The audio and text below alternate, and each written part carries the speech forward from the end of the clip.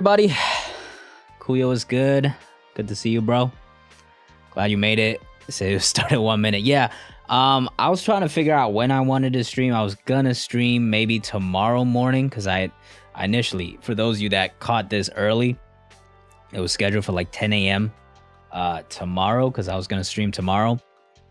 But I found some extra time in the schedule, so I was like, you know what? Let me just do it now.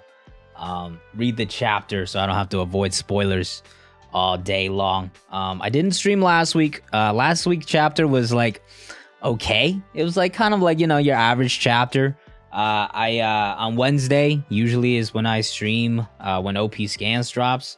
But Wednesday we went out for Valentine's Day because on Valentine's Day she was working, so Wednesday was kind of just like an off day for me. And then yeah, we went out that day, and then I was gonna do it Thursday, but by then, like, you know, I didn't really see much talk about the chapter at all. Like, there was not much discussion on Twitter at all. There was, the Reddit thread was like very, like, not a ton of upvotes. There was no rewards. I was like, oh, okay, it looks like maybe it's a pretty like calm chapter. So I just went ahead and read the chapter, and it was a pretty calm chapter. So so I was like, okay, whatever, I'll just stream next week. And then yeah, we're here this week reading the next chapter. Things are moving along in Egghead. I will say, maybe I think I'm probably in the minority here. Egghead feels like it's kind of slowing down a little bit. Like in the beginning there was a lot of lore drops and stuff. We're kind of entering that middle part of the arc where things are just like building up. We're finding out some of the mysteries and stuff, but we're not quite getting to the action. Personally, I'm not as invested in this who's the traitor mystery, honestly, because like I'm just not as, like, at least with like the whole Wano thing and like the Scabbers, like we knew all their stories and stuff. This right here is just like, it's gonna be one of the Vegapunks, right? And they're like machines, and machines could go mad. So like, I haven't really thought too much about this whole traitor thing that a lot of people I know have been invested in. But yeah, personally, like, it's like this part of the arc is kind of a little slow for me personally, so I'm not as like amped up to read the chapter. But hey, new One Piece chapter is out. We're still gonna read it. We're gonna go ahead and go through it, break it down, talk a little bit about it, and have a good time. No spoilers in chat. Your boy has not read the chapter, but I'm excited to see what goes down. You know, we're last chapter, obviously we had a potential team up happening with Lucci and Kaku with Luffy and Zoro. That was a funny little scene at the end there. Everybody's split off into their own groups now, so we're kind of getting like the map of the whole area, the classic One Piece map, where it's like, here we're jumping to this floor and we're jumping to this floor and all that's going on. I'm just really excited to actually get into this action, or I want to get to more of the lore where we get to like, you know, the Kuma stuff and actually get to his story. Currently, like, what's actually happening right now with the whatever traitor is going on, I'm really not as invested in.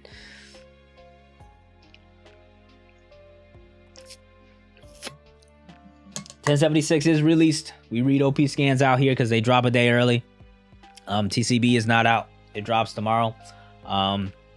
Yeah, OP Scans. Look them up on Twitter or Google. You will find them. Without further ado, though, we will get right into the chapter here, and then we'll see what's popping. What's popping in 1076. Hopefully, their website works and it's not bugging out on me. Perfect. Okay, that was quick. Look at that. Their website's not super slow anymore. All right, here we go. One Piece chapter 1076. We can start off with a Shonen Jump cover. Dr. Vegapunk, Mr. Einstein with an apple head right on there. Luffy in his new fit. Chopper in the background because, you know, we got to get them merchandise dollars. Man, I really wish they put like Nami. Like, I feel like if you wanted to promote this arc and the outfits, Vegapunk, sure, put Vegapunk in there, but you got to throw like Stussy, Robin, and Nami's outfits, because those outfits are going crazy. But hey, Chopper's a cute toy, so people will like Chopper. Double page color spread to top it off. It's very small here, but Robin looking fire in that little hat and the shades. I dig that. Sanji, long leg Sanji, just spread eagle across like half the panel here. Nami, of course, in a very seductive pose. Jinbei just right by her booty cheeks. Like, it looks like, bro, those nostrils are low-key flaring out. Like, it looked like he's trying to sniff them cheeks. I'm not gonna lie. We don't, oh, okay, Frankie. I was like, where is Frankie? And then Frankie out here perving in the bottom right corner, bro. Okay, so we got Nami in the pose. Jinbei sniffing the booty cheeks or the feet. Honestly, it could be either direction. And then Frankie out there like, yo, what's going on here? All right. And then Brooke in the background. Usopp kind of back there as well. Cool. Cool to see double page color spread. We don't get more of the cover page story, which I will admit, it's been pretty interesting to see it, like the backstory of Mads and Vegapunk go hand in hand in this main arc with Vegapunk. It's kind of like we're getting the prequel and the present story at the exact same time, which we don't really get very often, if at all, with like a cover page story. It's usually something off to the side, you know? But here we go. The team up of Lucci and Kaku and Zoro and Luffy. Will it actually happen? They did not look too pleased about that idea last chapter. I feel like they could take down 2 SSG, right? Or are we like the SSG? They really have to prove themselves here. They're supposed to be like 2 warlords, S Hawk and S Bear. All right, if this was actually, here's an interesting conversation. If this was actually Mihawk and Kuma versus Luffy versus and Zoro, I think that is like a seriously dangerous threat, especially with Mihawk alone. He's got the power of a Yonko. He could, I think he's currently still stronger than Luffy. Kuma might be slowing the team down a little bit, but he's still, you know, got some insanely strong Dofru powers. But these 2 pacifistas, how does their power stack up? I feel like until proven otherwise, they don't really need to free Kaku and Lucci to take this fight. But what are they saying here? Let's see. Even if we take off your handcuffs and fight together, I can't see a future where you let us lock you up again. Exactly. They're just going to pose more issues to you later. That's not true. If we can get through this crisis together, will they fight together?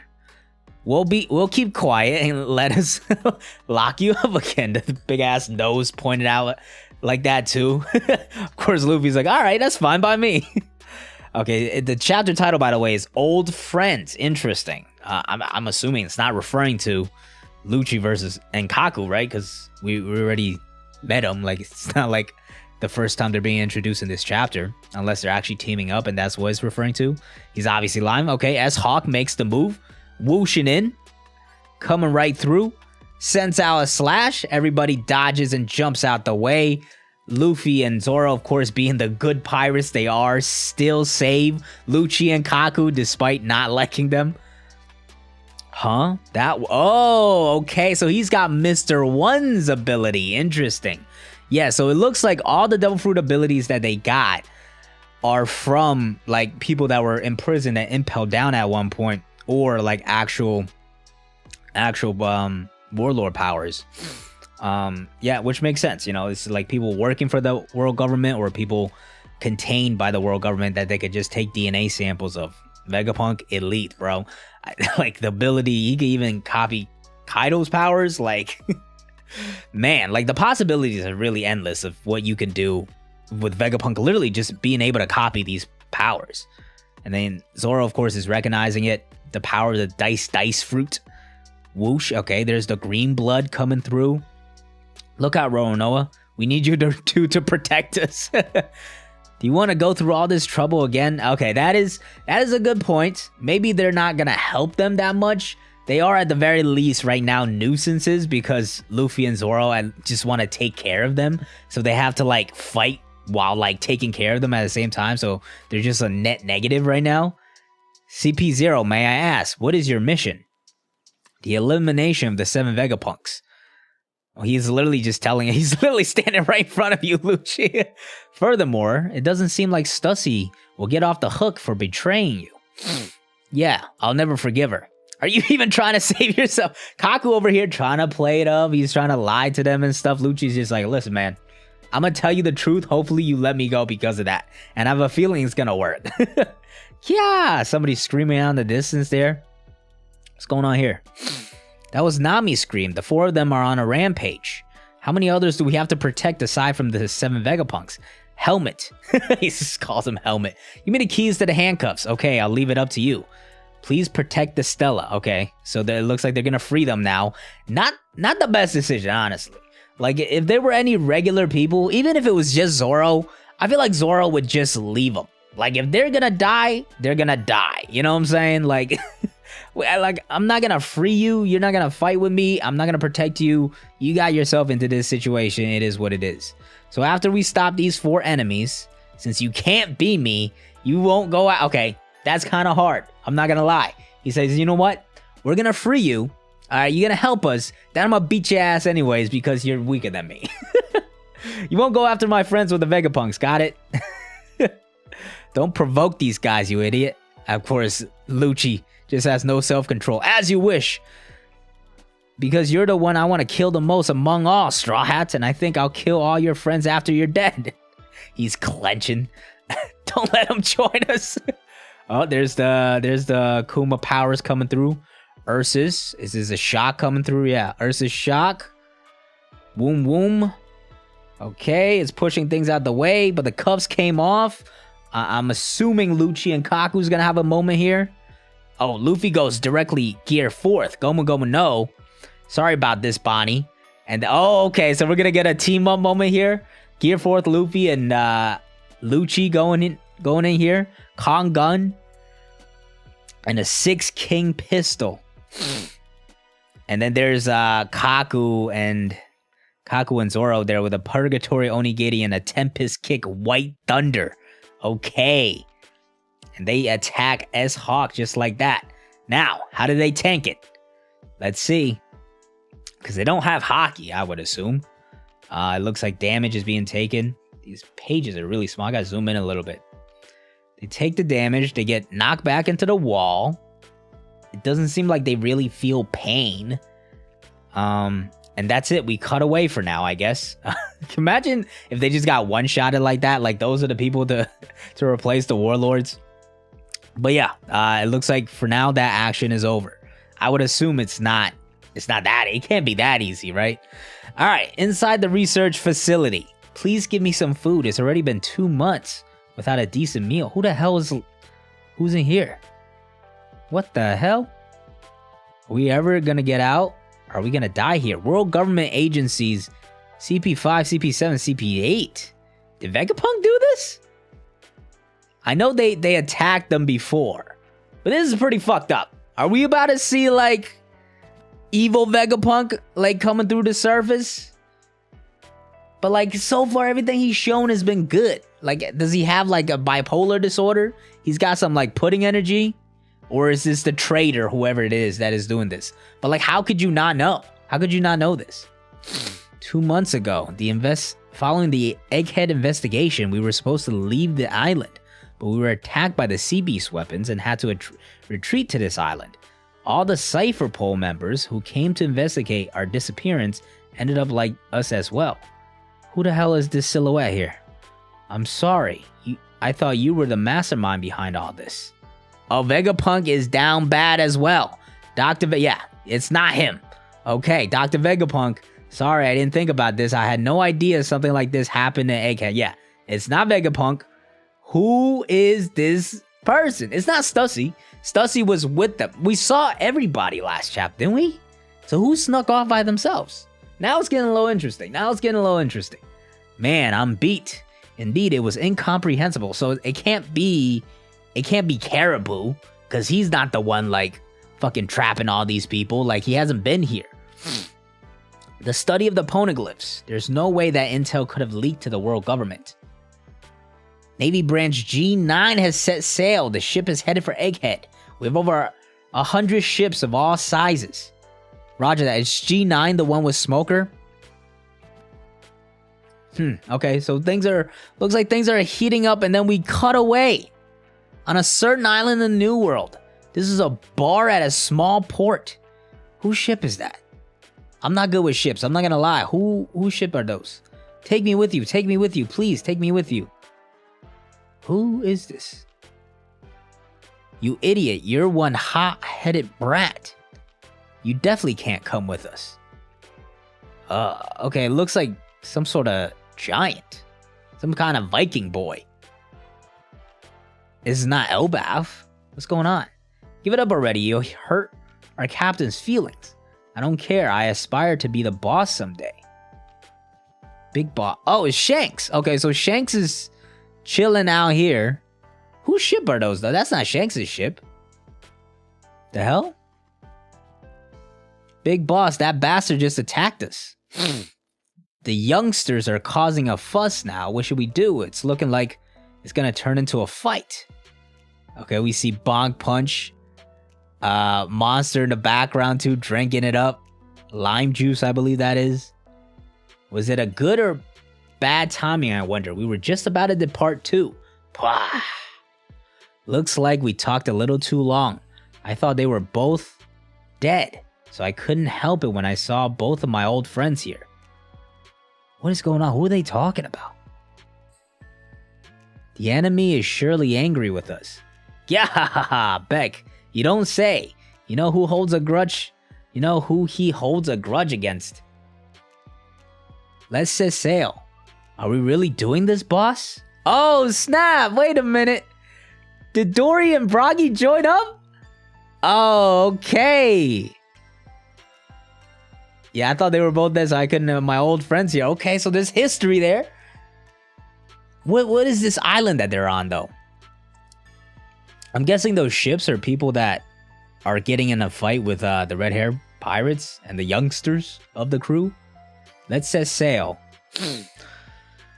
Are we really doing this, boss? Shanks, will this lead to a war? Don't worry, I won't let this island turn into a battlefield. Wow, what a bro's just going island to island, inspiring new young pirates. All right, this is like Luffy 2.0. We got another Makino right there. He's about to leave another baby right here on this island. We wouldn't want to cause significant damage here. Dory and Froggy, can you lend me a hand? I don't mind at all, brother. Oh, snap. Oh, yo, Oimo and Kashi got there too? Yeah. You gonna fight, red hair? Okay, look at this. They got 4 giants on the crew now. Hey, before that, they have to. It's all going to Elbaf, right? It's all going to Elbaf. Or are they already on Elbaf? Hey, before that, give me confirmation on one thing. Huh. From Captain Kid. What is it? Yeah, well, guys, we know Kid is on Elbaf. So, yeah. They're all already on Elbaf, I'm guessing. Yeah, they're all on Elbaf. Looks like Oimo and Kashi went back and got Dory and Broggy, and they went back. Yeah, Elbaf is gonna be it, man. It's gonna be it. Oh. Yeah, tell him this. Do you really want to fight me now? Or will you leave your road poneglyphs behind and disappear? Okay, Shanks. Gonna talk that talk. This is the country of proud warriors, Elbaf. Choose wisely. Warland Elbaf, New World. Oh, man. Yeah, bro. Use's kid might be in some trouble if he's trying to scrap. I don't know how that's gonna fare for him. There are several shadows of emerging ships emerging from the coast, and some idiot is slowly approaching us. Yeah, okay, so Use's kid is coming to Elbaf, while Oimo, Kashi, Dory, and Broggy and the red hair pirates are all here already. And Elbaf's got to be next. I can't imagine it not being the next arc. It seems like they're under the banner of one of the 4 emperors, the red hair pirates. There's sure to be big names as well. Back then, we couldn't even get a glimpse of the big boss, red hair, okay, before you lost your arm like that. We were beaten to a pulp with no chance of fighting back. You even lost your arm. This time, you might not just lose an arm. Don't come near the bosses. I've always wanted to meet you, big boss. Oh my god, bro. Yo, they got how many ladies they got surrounded there? Okay, goddamn. I wanted to pay you my tribute money. We don't have that kind of system. But your life. Okay, I'm not gonna lie, the dialogue's not very smooth here. But yeah, Shanks got all these people coming and hugging him. Beckman got some fangirls as well.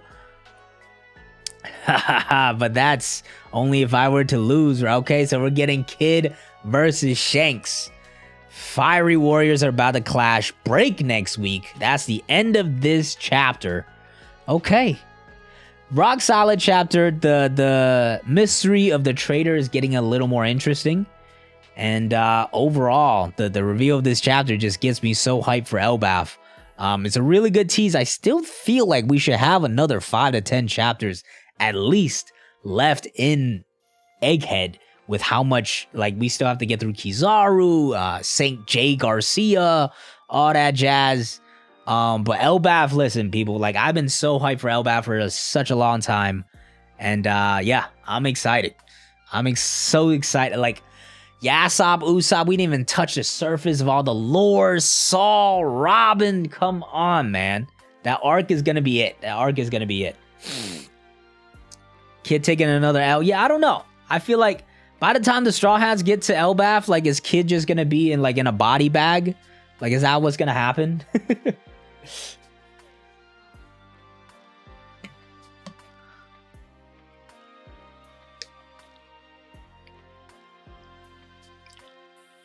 This was an epic chapter.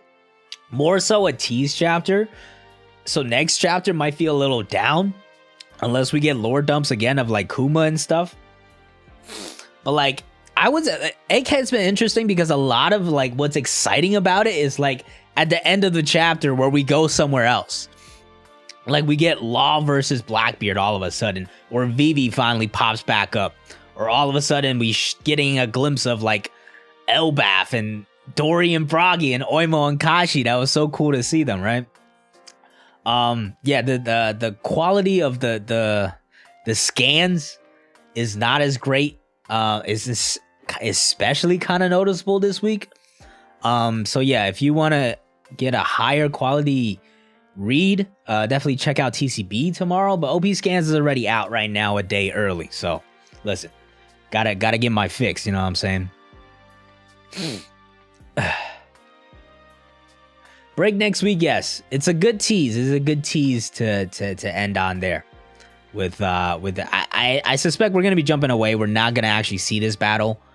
Maybe we'll get a quick little glimpse. But the fact that we're going on break, I don't know. The fact that we're going on break, I feel like next chapter we're just gonna jump right back into Egghead with, like, Bonnie or, like, all the groups that are going on. Like, Oda's splitting them up is interesting because I feel like there's not that much going on, right? There's Kizaru and the Marines and St. J. Garcia. We have the Seraphims going on. Like, you could create individual battles there, but I don't think that, like, individual Straw Hats, like Nami and Usopp, could take on any Seraphims and stuff like that. So I'm just wondering what's going to be spread out across this island that, you know, requires the split up of the crew, and how he's gonna kind of bring everything back together. Hold on, I'm trying to switch to some lo-fi music.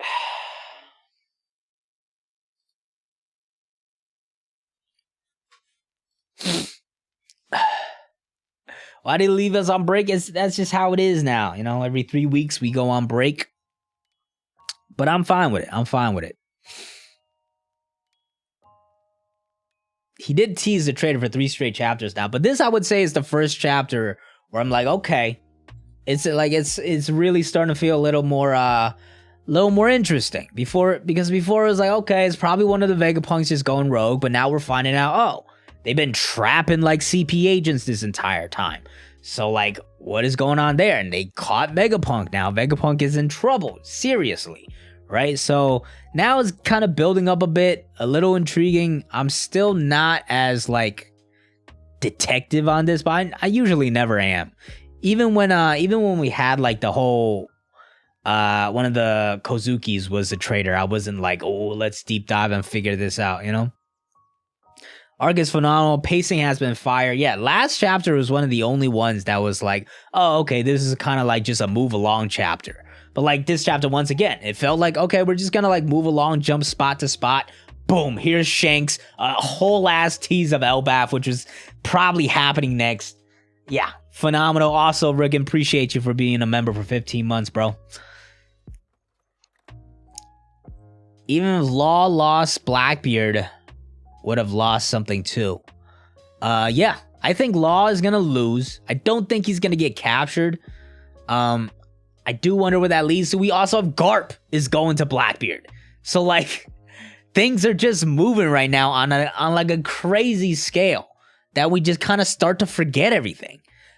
I think Vivi's gonna end up in Elbaf. I think the Straw Hats are gonna end up going there next. What's gonna come out of Law, Blackbeard, and Garp?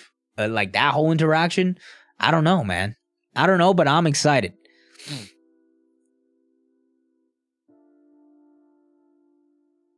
Will Vivi join Straw Hat? She's already a Straw Hat, and she will be rejoining them for sure. And then Kuma's backstory. Exactly. That's still one of the things I'm most interested in, is the full Kuma backstory.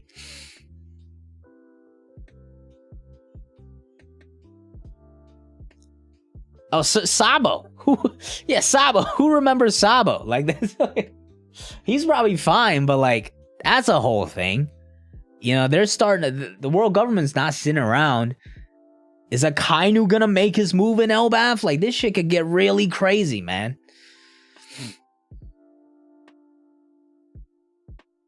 Trader probably Shanks. Oh, I thought you said Shanks. Shaka, York, Atlas. It could be any of the punks. I feel like Evil is too obvious, so I don't think it's him. We have Edison, Pythagoras, Atlas. I don't think it's Atlas. Atlas doesn't feel like... Shaka feels like the most likely one right now, to me. Because it feels like he's really like a mastermind type of dude. And like he's supposed to be like the reasonable one, right? I don't think it's Lilith.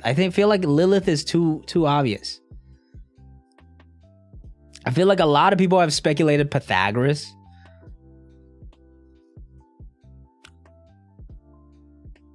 Don't be sorry for being late, man. We're out here. You can join at any time. Appreciate you stopping by. The Punk Records computer. That would be a good twist. I kind of dig it. York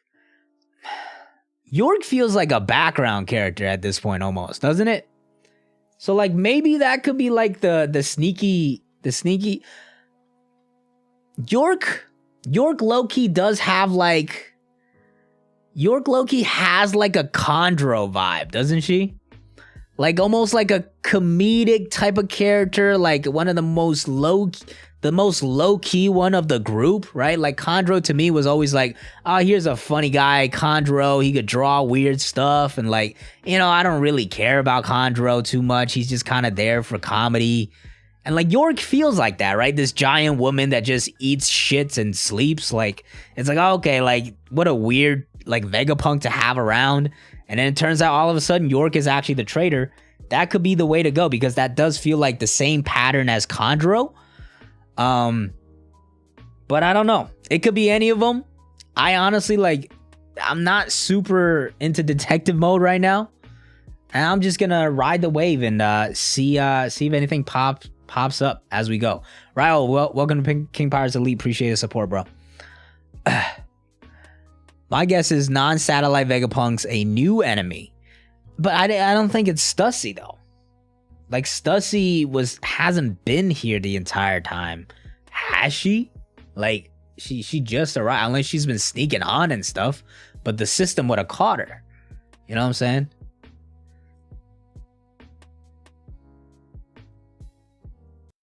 Punk Records, the computer. The Space Odyssey. Ooh, true. That's a good point. I've never seen the movie. I know the iconic song from it. But I guess, yeah, if that's the case from Space Odyssey, that could be the hint. And that could be like, hey, Vegapunk, your technology is going a little overboard right now. There has to be more to York. She's contributing that. Exactly, right? That's how I felt about Chondro for so long. It's just like, Chondro's kind of just there. You know, Ashura Doji's got an interesting backstory. Kiku is an interesting character. She spent a ton of time with Zoro and Luffy in the beginning in Act 1, and that was fantastic. Kinemon, we connected with him the most, right? He was by far like the scabbard that was the closest to the Straw Hats. Raizo was, and Raizo, Inarashi, Nekomamushi was involved in that super emotional Zo arc, and Kandro's just kind of there. He's along, he's helping out, drawing goofy things, easily like probably people's least favorite scabbard, and then boom, he's a traitor, and he has this whole ass backstory, and then it made him from like the worst scabbard to like one of the more interesting characters and villains in the arc. So like maybe that's it for York, because right now York just feels like, oh, okay, weird little thing that they just designated a punk to do all the daily necessities. Maybe York had S-Snake. S-Snake, by the way, that's another thing. We have not yet seen S-Snake at all. So, like, what's going on there? We know what type of person Doflamingo is. Is that another situation of, like, a Seraphim starting to overcome, like, the intelligence and the computer, like, AI type of vibe? And, like, becoming independent?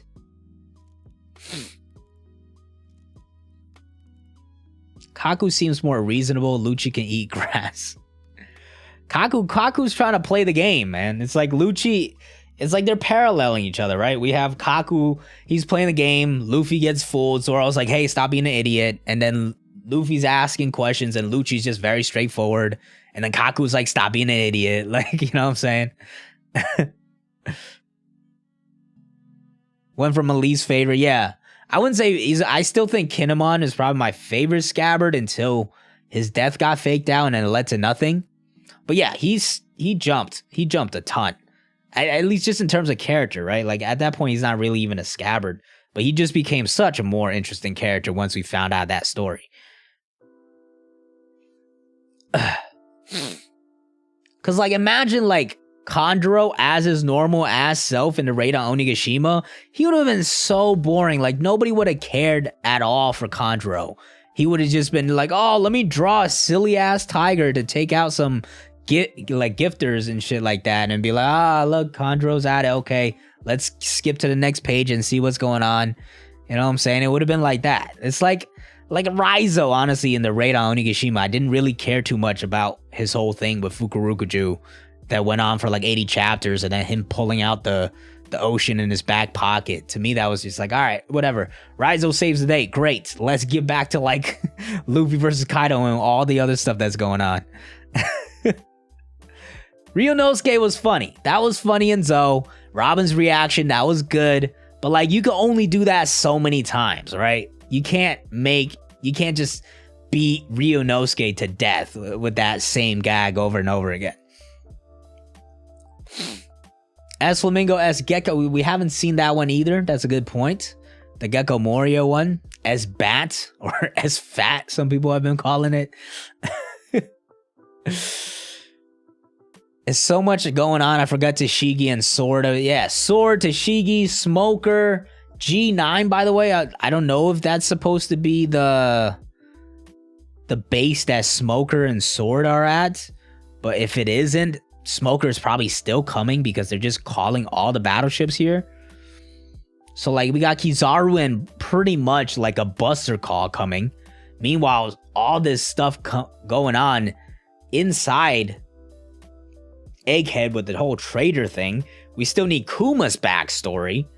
And then we're still, all at the same time, we're getting teased at two massive storylines with Elbaf Kid and Shanks and Blackbeard, Garp, and Law, and also minor storylines with Vivi being with Morgans and Sabo, who we found out at the beginning of the arc got freaking blasted. Got absolutely blasted by Emu. And I feel like it's about time he should be done sitting on his hands and sitting in a cubicle this entire time. I feel like he needs to be put on the move. S Clown and S Beard? I don't know. I feel like because the Warlord system is newer, or the SSG is newer, I don't know if they had enough time to take their DNA as well. And to create, And Blackbeard was there for too short of a time, I feel like. Especially with him having a weird body, I feel like he would be very, very against, like, sharing DNA and stuff like that. Whereas, like, Mihawk and Doflamingo and Crocodile, those guys have been for a long time.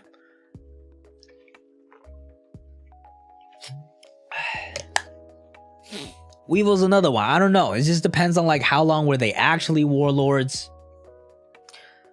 I'm fine with it just being like the original, but if they do have like newer ones, that'd be cool as well. But at the same time, like Weevil has already gotten so little screen time. If his Seraphim gets more development than him, it'd be kind of funny.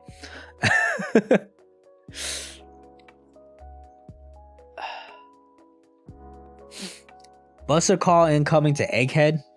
Practically, that's what's happening. He's calling all the warships. We might not be getting like 5 vice admirals pulling up, but that's practical. Like one of the Gorosei are here, you know, and they have all the Seraphim. Initially, I was like, okay, it's not too dangerous, but like now that the Gorosei are here and the Seraphim are not gonna be on their side, they gotta try to skedaddle out of there. Which I'm gonna be a little disappointed if we don't get a single clash of Kizaru versus the Straw Hats. We need at least like a good, I want to see like double-digit exchanges, but we might not get that. But I want to see like the admirals, like when are we gonna see them properly scrap? We got one glimpse of Akainu versus Whitebeard and all the work Akainu put in at Marineford, and then after that he just got sat in a cubicle. You know, they said you put too much work in, bro. Admirals are not supposed to showcase that much. We're gonna put you in Fleet Admiral and you're gonna be held back while everybody else just nonchalantly pulls up, does nothing, and leaves. Freeing Lucci and Kaku feels like a forced plot device. 1 or 2 Conqueror's attacks should be enough. Not so much. I could get the reasoning behind it. Personally, I think it's just Luffy, right? Like, Luffy's just gonna do stupid things like that. But I do like his reasoning here, where he's like, hey, man, I'm stronger than you. So, like, you're not gonna pose this threat to me. So that was kind of a nice line. But, like, realistically, they could probably, like, just not worry about them. But, you know, they're good pirates, so they just gotta be the main character, have that main character syndrome of wanting to save everybody. Get to see Shanks again, which is why I'm a little upset that the quality of OP this week is a kind of like, it's a little more spotty than usual. Because I like this panel of Shanks and Kid at the end. I feel like once we get to see the Viz, it's gonna be so clean. It just looks a little like too like printed on and in this scan version. Nigel was good, bro. Glad to see you in a stream as well. Really need to make this stream. Life threw me a curveball recently. Oh snap, bro. Hope all is well for you, man. I'm glad this stream is a good place for you to come through and you know, just take your mind off things. But I wish you the best, bro. Hope everything is treating you well and things get good for you, man. The panel of Shanks's crew and Elbat. Yeah, no, Dorian, that was the thing I was most excited for. Dorian Bragi and Oimo and Kashi. That was the thing. That got me absolutely hype. And then this panel right here, where Shanks got like fangirls everywhere. People are cheering on Beckman and stuff like that.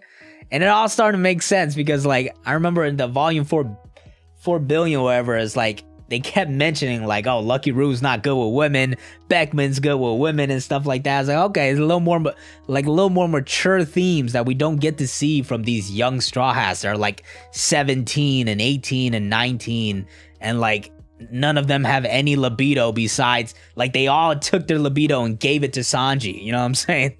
So like it's fun to see some like mature, like actual pirates just like acting like proper pirates.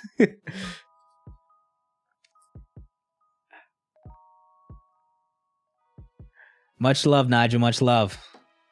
Shanks got Riz. He don't even need to do anything, bro. He just be himself and people are all over him.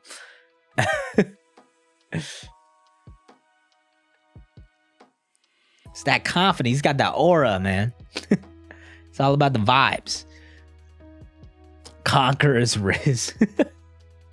We've seen Kaido level a mountain with one attack, not to mention the mysterious extermination of Lulusia. 10 ships with a few vice admirals and regular cannons. Nah, we sleep through that. Well, there's a Kizaru there, and Saint J Garcia might not be strong himself, but he has a command that takes over all the Seraphims, so that's a bit of a problem. Also, there's a traitor here as well that's reprogramming the Seraphims too. So, and like a lot of ships when they're all firing, like maybe Luffy will be fine, but like you think Usopp's just gonna tank that? They could literally like level an island. Kid gotta show out for a bit. I don't know if we're gonna get it. The fact that we're getting, when we got Blackbeard versus Law, was there a break in between? I feel like the fact that we're getting a break in between here, we might just jump back next chapter back onto Egghead. You know, and I don't think he wants to tease Elbaf too much here. We're like, you know, like Elbaf is probably coming next. So this could be one of those things where like we get to Elbaf and then we find out what happened to Kid and Shanks and all that kind of stuff. You kind of need that like mystery in the beginning, entering an arc and a new island.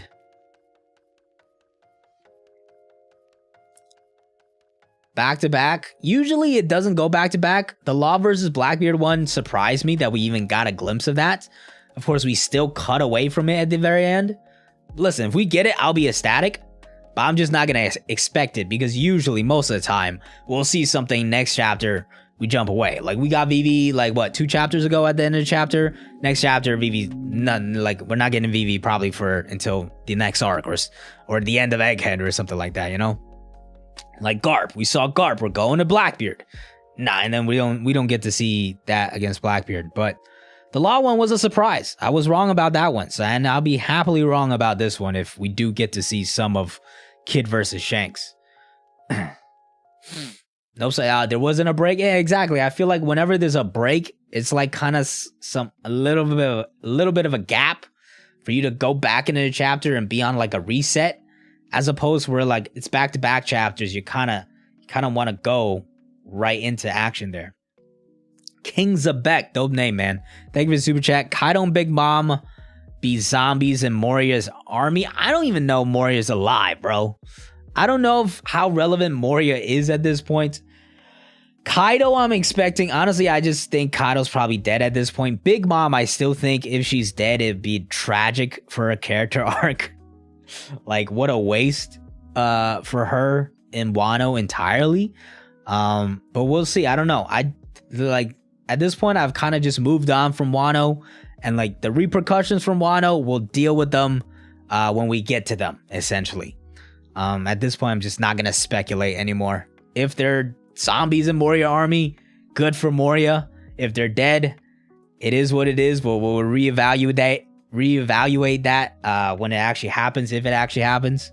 But right now, I'm just going to enjoy Egghead and all the greatness that is coming with it in the arc and outside of Egghead as well.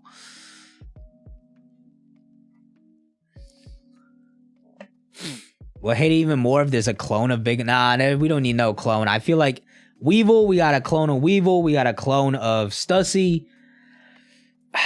I don't know. Who else? I said we still need to know, like, how did we get that connection in the first place?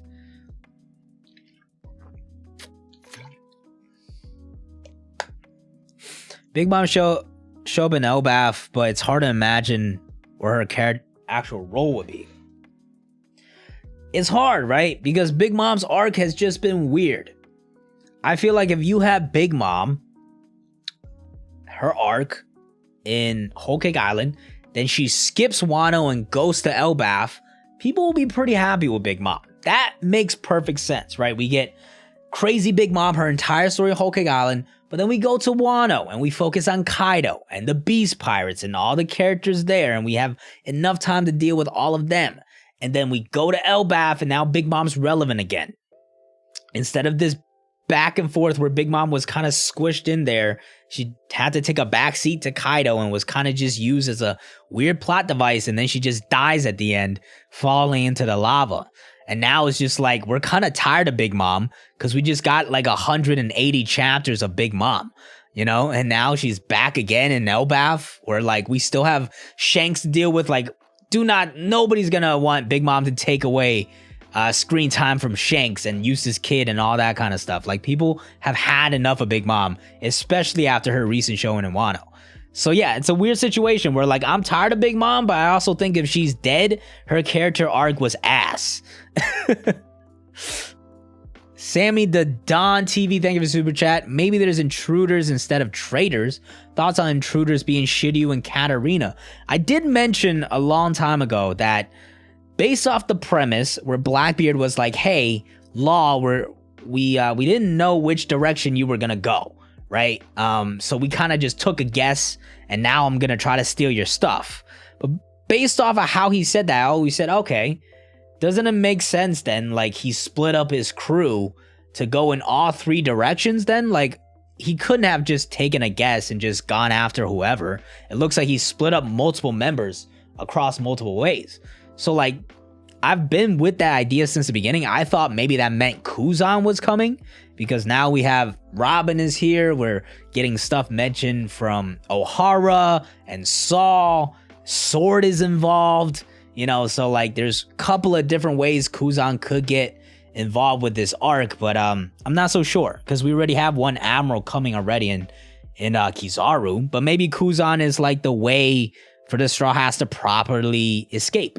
And maybe it is Shiryu and Katarina Devon that have taken over. Katarina could make the most sense, that she just comes through and she's like taken the appearance of one of the Vegapunks. Maybe that's what's happening here. It's an interesting idea. I don't mind it at all. I kind of dig it. Best friend who got me into OP one makes me want to scream because I can't talk about. Can't talk to him about anything. Why? Was he like, oh, anime only? Yeah, that's rough. That is a rough one. A lot of people are anime only these days, to be honest. Which is why, like, when they're like, oh, I'm catching up to One Piece on the anime, I'm like, oh, cool, man. We could talk about, like, what's your favorite arc and stuff, but then, like, can't talk about anything beyond that. Wedding Cake 2.0? Nah, listen, Wedding Cake 1.0 was enough. Dorian Bragi, Oimon Kashi, Robert, Rose, I'm right there with you. That was epic. That got me hype. I didn't think Dorian Bragi were going to be back in Elbaf. I knew Oimon Kashi were going to be there because they said, hey, we're going to Elbaf. But Dorian Bragi being back is going to be fun, man. It's going to be fun.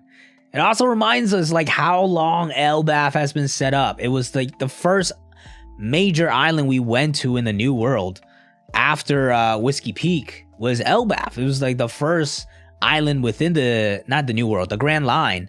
That was like, oh my god, oh, there's freaking giants and dinosaurs and stuff. And like, Elbaf has been foreshadowed since then, bro. It's longer than Wano. We didn't find out about Wano until Thriller Bark. Kings of Beck, another super chat. Thank you. Poll, will Vegapunk make it out alive from Egghead? I'll do a poll for you if you want. I think he probably will. But we shall see. There are death flags kind of roaming around. Will Vegapunk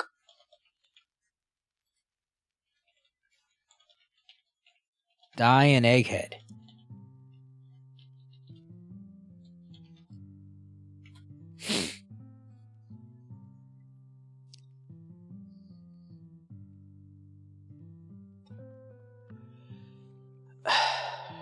How did Vegapunk get with all the other... So there's a traitor going on in the midst that have captured Vegapunk and all the CP agents.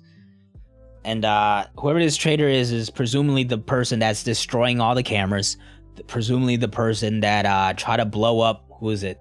Edison or Pythagoras? One of those, whoever that big boy is. And the person that's taking over the Seraphims as well.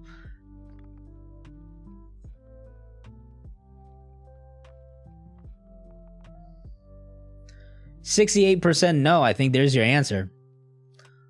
I feel like there's still a lot he can contribute. It's just too early. Maybe eventually he does have some death flags, right? He's starting to say like, hey, I feel like I'm gonna die and stuff like that. And like we are starting to see like his tech is maybe a little too out of hand. Maybe like he's trying to go a little too far. I can see him like he's already so old that it's entirely possible that he eventually dies, but I don't know. I feel like the whole mission right now is to get him out of Egghead. He's got to make it Elbaf at least.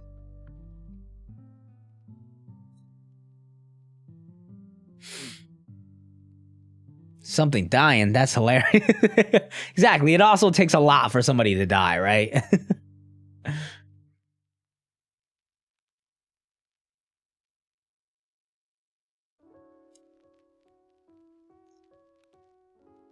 Trader Shaka, he has a helmet to hide the fact. And it is his replica. Yeah, I mean, Shaka's an option. I'm just gonna ride the wave right now. You know, there's a lot of possibilities. I'm not gonna put on my detective glasses and hat just yet.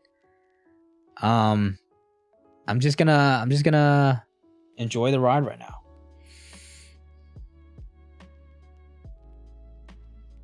%67% deniers. Oh, it's getting closer. 61 now. How many votes are we at? 46 votes. Nigel, you just reading the chapter now? That's mad funny.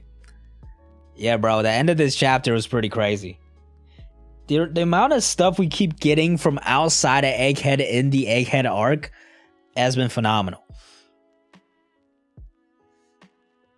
Tatum All-Star. Listen, I had a great time watching the All-Star game. It was, you know, back and forth with Tatum and Brown. Brown scored 35. Tatum scored 55. Got the MVP. The rest of the game was pretty boring. I can imagine other fans didn't have as fun of a time. But listen, had a good time there. But I'm excited for basketball to be back. Everybody fully healthy. The starting lineup is back.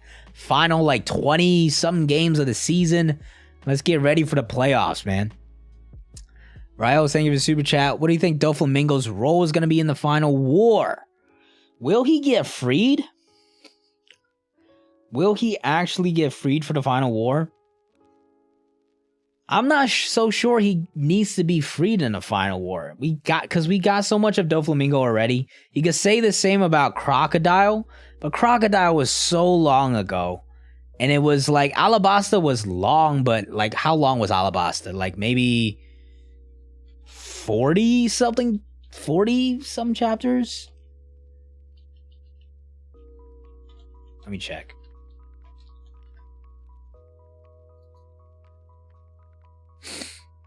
Okay, it was 63. Longer than I thought. It was 63 chapters, but it was so long ago, right? And Doflamingo, we got a whole 100 chapters. His entire backstory and all of it, right? Like he's laid everything down on the line. If he comes back, I'm not sure. It wouldn't really be anything major, right? Because there's still so much more we have to explore with the world government. We need to see the Admirals in action. We need to see like the Gorosei, what they're gonna do. Emu, Blackbeard, if he's involved in that final war and not in his own separate arc. You know, so Doflamingo, I just feel like he's not really gonna play a big role at this point. If I'm proven wrong and he's back, he plays a big role, I'm not gonna complain because I love Doflamingo. But yeah, right now I would assume he's not gonna be very heavily involved, if at all, in that final war. Pretty close poll though. 56% still said no, but decently close. All-Star game sucked. Yeah, it was like a Globetrotter game, not competitive. But as a Celtics fan, I had fun because Tatum went off. Curry didn't play. LeBron got injured. Giannis got injured. Yeah, the injuries kind of sucked. Zion would have been fun to watch in that All-Star game as well.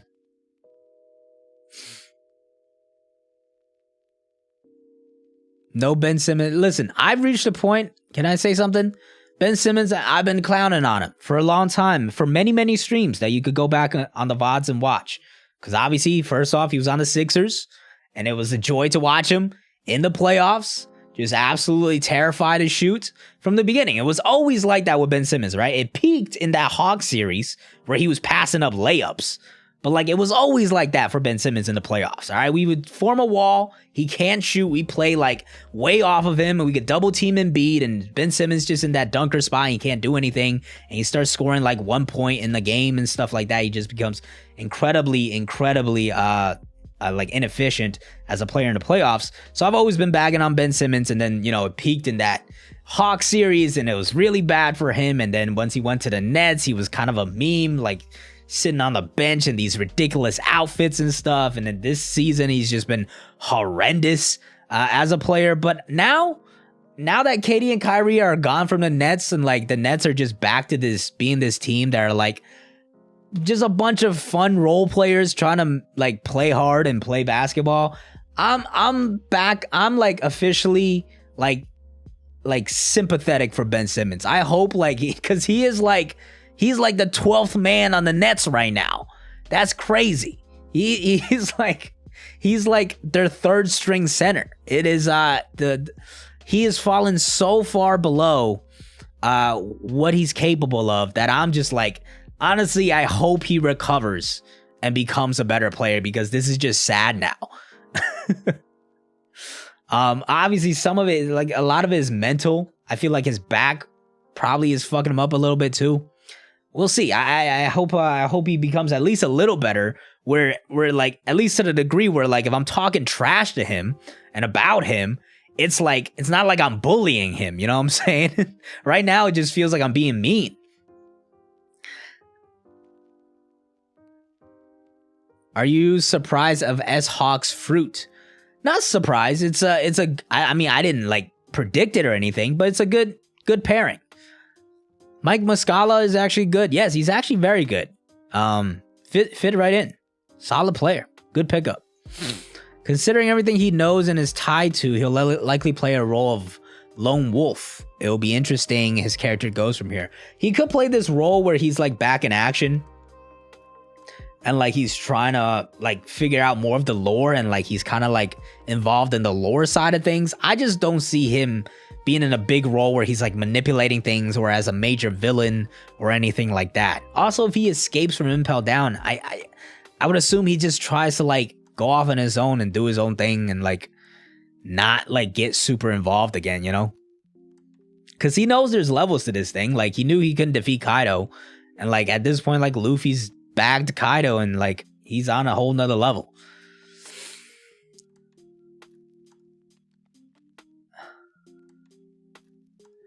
Six Pains, thank you for the super chat. I know a lot of fans are against it, but the All-Star game has to mean something. Finals home field advantage.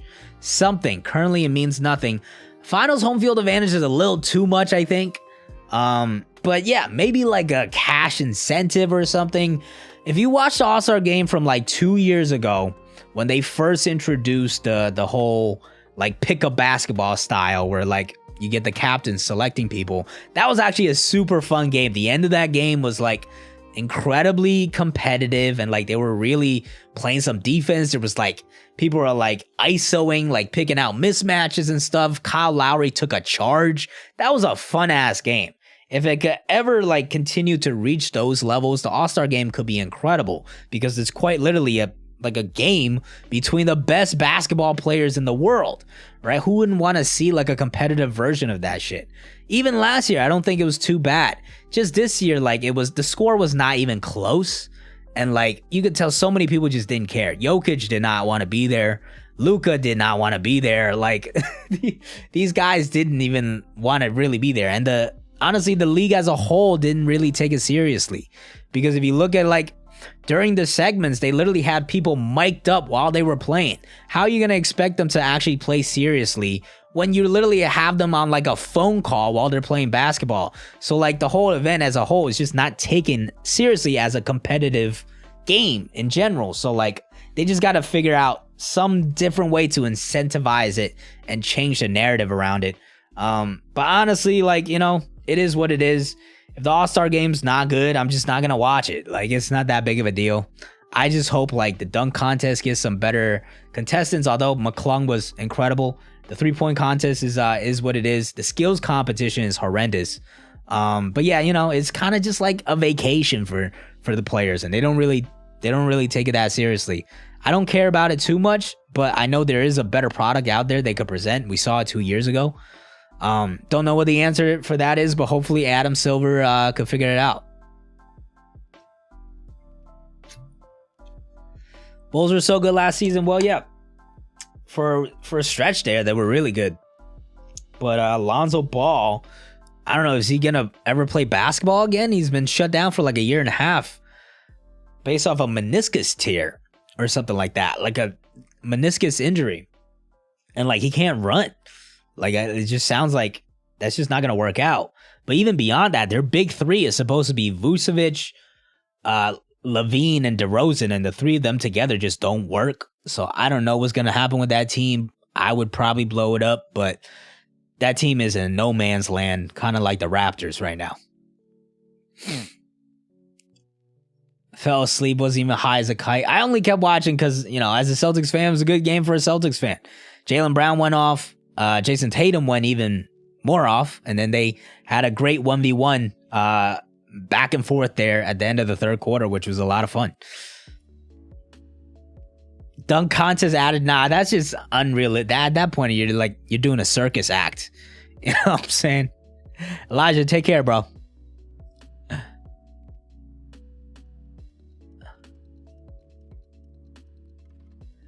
Mac McClung. He went to your high school in Virginia? That's crazy. Whoa, damn, that's crazy, man. Yeah, he killed it, bro. He killed it. He absolutely stole the show. Made every single dunk on the first try. All of them were great. He's like 6'2", so it looks good too.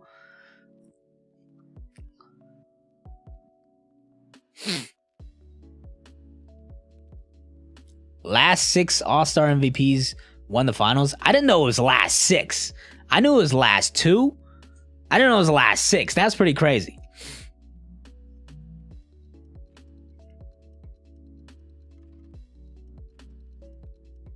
Damn, bro, that's crazy. Y'all really had a connection.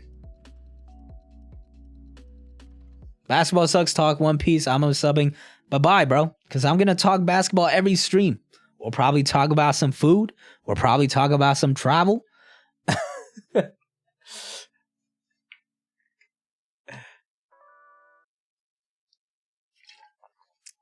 Always look pretty. Listen, just got the fresh cut. So looking super presentable today, but I appreciate the compliments, man.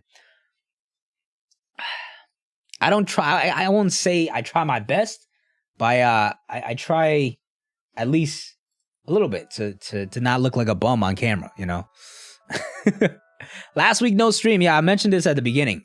So Wednesday usually when I stream, that was Valentine's Day for me because on Tuesday Tina was working. So Valentine's Day, Wednesday I just took off. Thursday I was gonna stream, but then like there was no buzz around the chapter at all. There was like no discussion.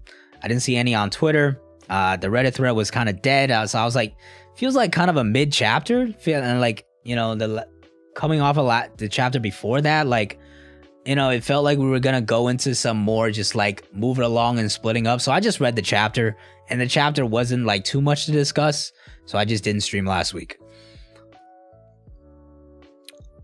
Yeah, I wouldn't say it was dead, but it was just one of those like, you know, move things along type of chapters.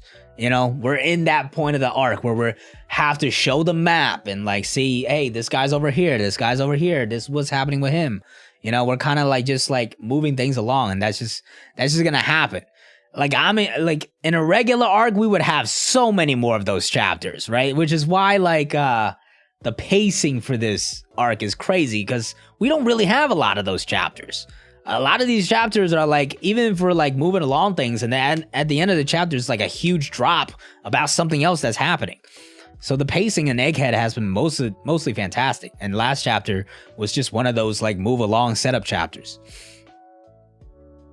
Valentine's Day was good. We had some barbecue, you know, spend a day just kind of hanging out. Yeah, it was more of a chill chill day, just kind of relax. Drove to New Haven, got some barbecue. That was good. What else did we do that day? I think we went to do our grocery shopping or something like that. You know, just kind of just got everything done. Just one of those days where we just took off and, you know, spent time.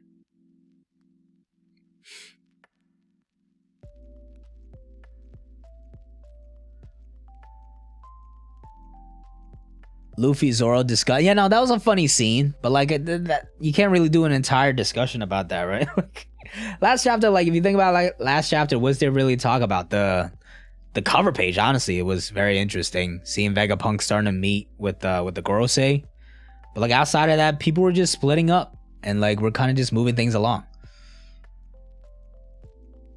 No chocolates on, man. We're over it. We're 3 years deep. You know what I'm saying? Like the chocolates and the flowers don't really hit the same. We just wanna go get some good food. Get some good food, relax for a day, enjoy each other's company. It gets like that, no? You know, it gets like that. How am I like in New England? New England's okay. It's not too different from Jersey, to be honest. Yeah, I'm in a good location. It's close by everything. You know, my town's nice and safe, got a lot of, you know, I'm right close by all the stores and restaurants and everything like that, so I'm just happy with the place I'm living.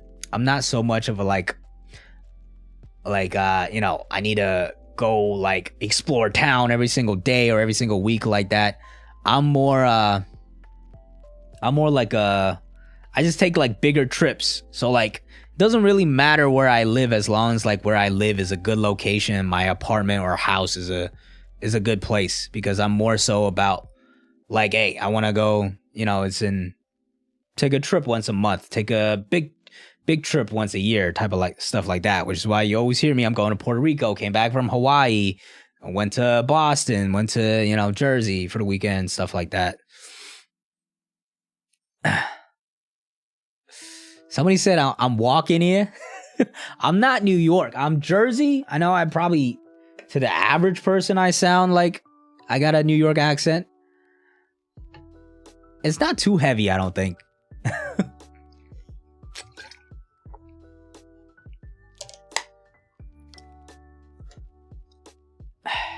Buy your girl a Louis Vuitton bag, goddamn.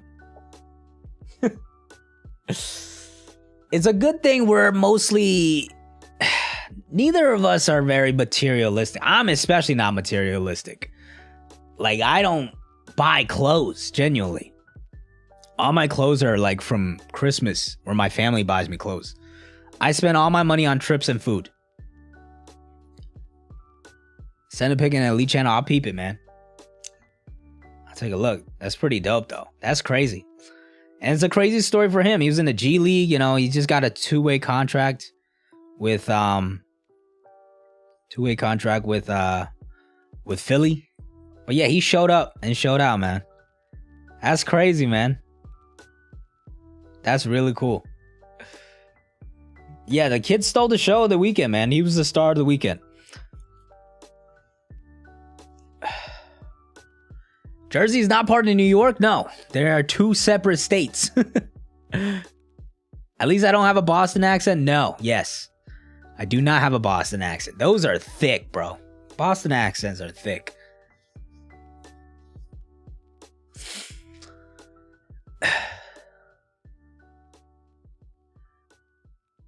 New Daft Punk post. No. Is this something One Piece related or something like that?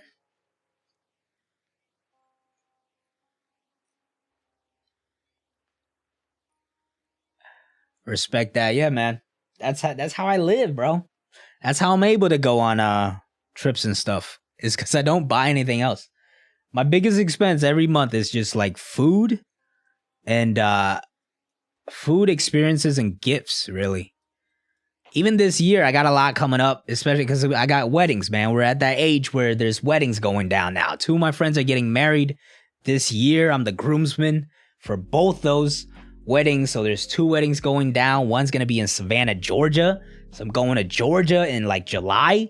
That means there also are two bachelor's parties. So I'm going to Baltimore in July. I'm going to Baltimore in July. Savannah, the wedding, is in June. There's another wedding in Jersey in November. And then there's another bachelor party in May in Saratoga Springs that I'm going to. So it's all sorts of trips going down. I'm also going to like a concert in April. Things are loading up. I might also even have to go back to China this year, so we'll see. Congrats to my friends. Appreciate it. Yeah, it's crazy, man. Blink of an eye, yeah.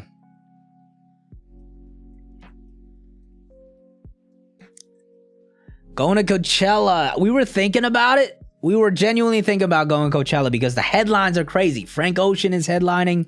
Blackpink is day 2. All right, those are 2 of my favorite groups. Like Blackpink, I've been listening for a long time. Frank Ocean, I love Frank Ocean. Might be my favorite musical artist of all time.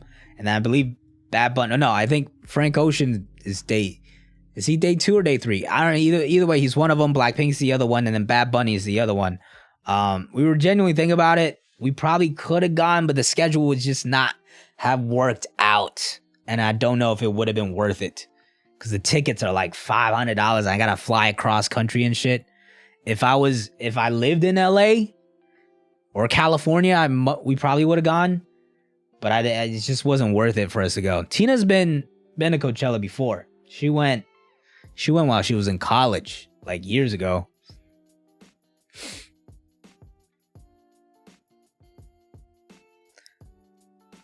When we're gonna collab with Randy, listen, whenever we have time, I'm sure one of these days it'll happen.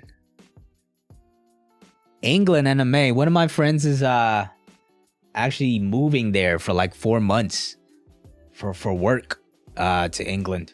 But yeah, I haven't really explored Europe much. That's the next thing I want to do, but I also just want to go back to Japan. That's like the struggle for me.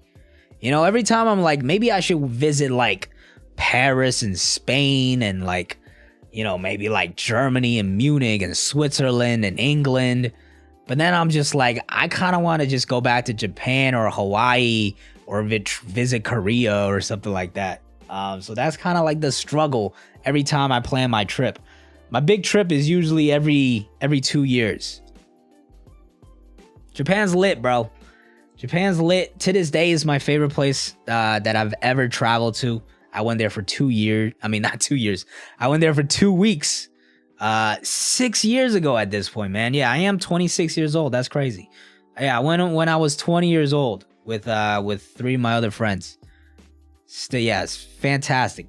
First like real abroad trip that I took with like just my friends as well. So that was just super fun.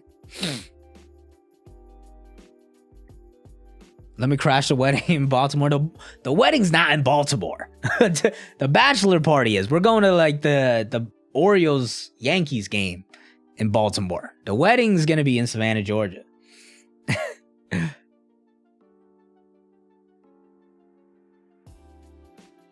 Did I go to the OP Tower? I didn't, unfortunately. I wish I did now that it's closed. But yeah, back then, One Piece, I was like into One Piece, but like I had to go out of the way to go to the One Piece Tower. So like it just wasn't worth it, especially like 2 of the other friends weren't like didn't even read One Piece or watch it. So it just wasn't worth it. What I did do though was I bought a Haikyuu jersey while I was there. So that was fun. I feel like if I go back to Japan now, I would find a lot more stuff that I would want. Because back then I didn't have any manga or figures or anything like that.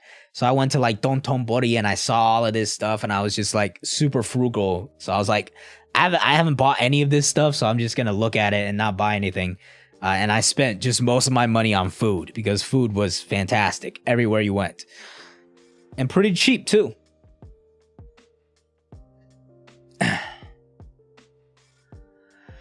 Japan is top. Yeah, Japan is the first major travel destination I went to outside of the US. Beyond that, Hawaii is probably my second favorite place. Big Island that I just visited back in September. Probably was my second favorite trip because we did so much with snorkeling and all that kind of stuff. Maui was super fun as well. Italy Italy was okay. I think the architecture and art, if you're super into that, you'll love Italy. I was even just personally impressed, even despite not being super into art. The food was a little disappointing, I think. It was hit or miss depending on where you went. So Italy was okay. Beyond that, where else did I go? I've been on a cruise, but like that's more so just like the cruise experience as opposed to actually visiting places. You get to spend like 5-6 hours at the place as a stop. So yeah. Volcano National Park was fantastic. You know what? Actually, I'm gonna give a quick shout out to the US. My West Coast road trip when I went on this tour of just all these national parks was super fun as well. We went to Yellowstone, we went to Grand Teton, we went to Utah and saw the Arches National Park. What else? The Horseshoe Bend. We saw Mount Rushmore, the Devil's Tower. The mountain, like the U.S. Listen, there's problems in the U.S. People are like to make fun of the U.S. for numerous reasons. Some of them are jokes, some of them are like valid criticisms. But the one thing that the U.S. has on lock is national parks, bro. The U.S. has some of the best national parks in the entire world, spread out across the entire country. And my West Coast road trip, when I just went and visited all those things, that was fantastic to see.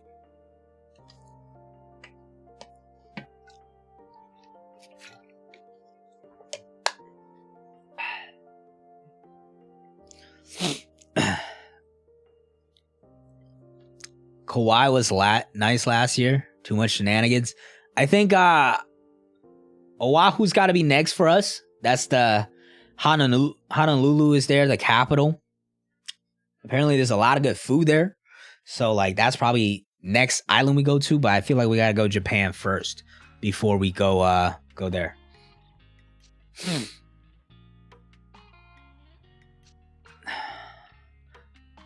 I travel a lot. That's all I spend my money on, bro. That and what's up? Welcome home. That and what's it called? Credit card points. That's how I travel.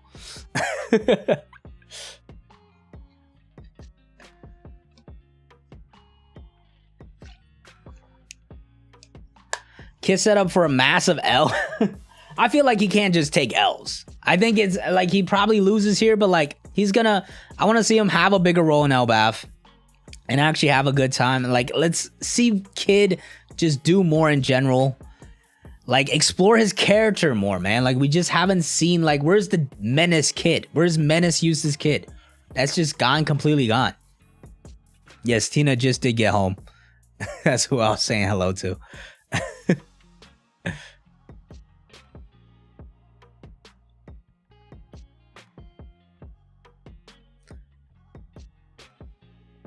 Did I watch the latest One Piece episodes on my trip? The anime I haven't consistently watched since like Dressrosa. The anime right now is just like, oh, okay, something hype happened. Let me watch it.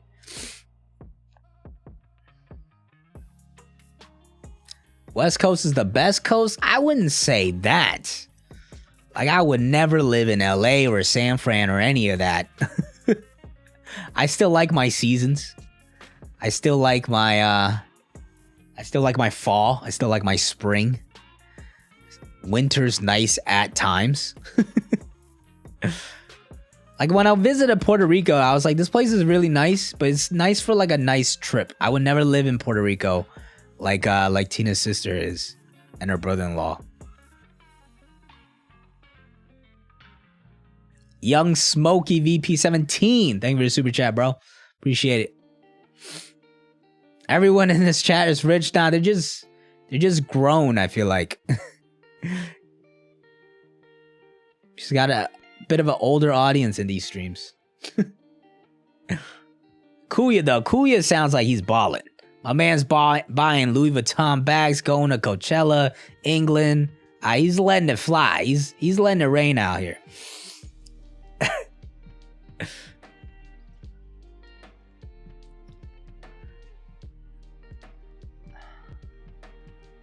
Canada is also pretty nice. I've been to Canada a couple of times. Montreal. What what's it called? The big ass waterfall. Niagara Falls. Pretty nice. Food solid. I want to visit like Toronto and stuff like that eventually. But you know, we still young. We got time. Still lots to see.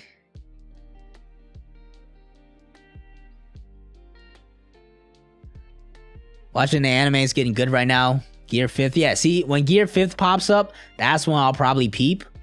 But I'm not watching that week to week. It's hard for me to reconsume content in any capacity.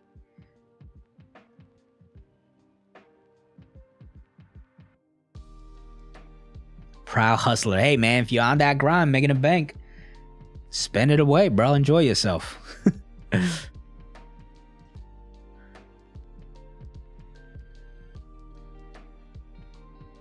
After getting to work at Coachella as security after wanting to attend as a fan forever, I would never go. Damn, that shit traumatized you. I'm not even too big of a music person in general. It's just like this year who was headlining was kind of interesting, but it's just like, still it's just not quite worth it. That's why we ended up just choosing to go local and see Louis Capaldi in Connecticut in April. I'm still young, 31 and a half years. Listen, that's young. 30s are your new 20s, man. I'm 26. I still feel like I'm 22. Like, honestly, I don't look any different. Not to brag. I don't look any different to when I was actually 22. Maybe my hairstyle's a little more, I figured that out a little better these days. But, hey, 30 is not old. Like, I feel like once you get into your 20s, you're gonna quickly realize like you're not really old until like maybe your 40s. That's when you're probably like, I'm getting a little old.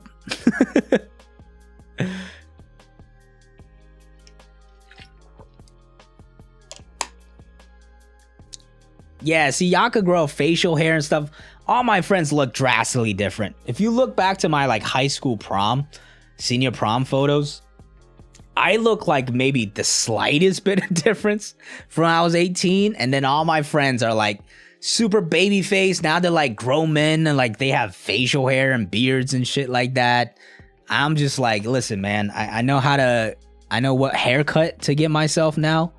And yeah. My voice sounds like I'm in my 30s. Honestly, my voice has sounded like this since I was in like 6th grade. I was like one of the first kids to have my voice drop. By like 6th grade, I was like, yo, what's up, everybody? How you doing?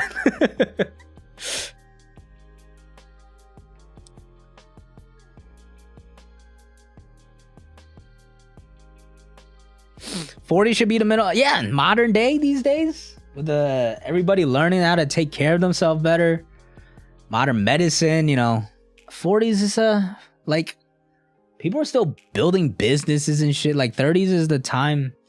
It was always like, for the longest time, like, oh, 20s is your time to grind and work, and then 30s is your time to start your family. Now it's kind of like your 30s are like when you really start to figure things out and work, and then maybe by like your late 30s, you're having families and stuff like that.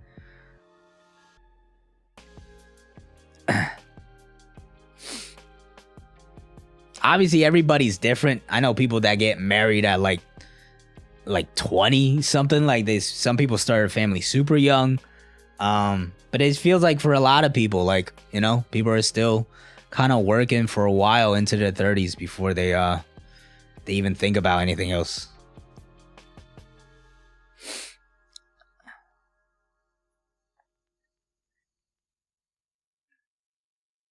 Heavily invested in fitness and played wide receiver in football.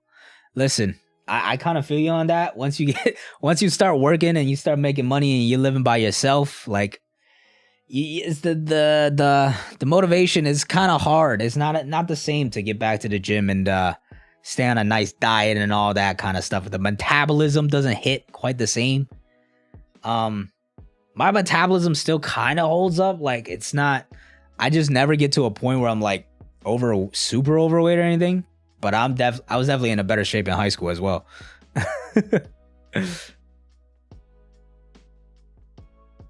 Grinding now in 27. Glad to hear, bro. Grind away, man. Wish you the best of luck. Mike, appreciate the love, man. A sad elderly can retire in a country. Yeah, I mean, we're getting a deeper conversation there. That's another reason people don't start business. I mean, like families and shit, right? Because they can't buy a fucking house. Because like your debt, like people are drowned in debt in their 20s. And then, you know, shit just get like, houses are like mad fucking expensive because everybody's hoarding them.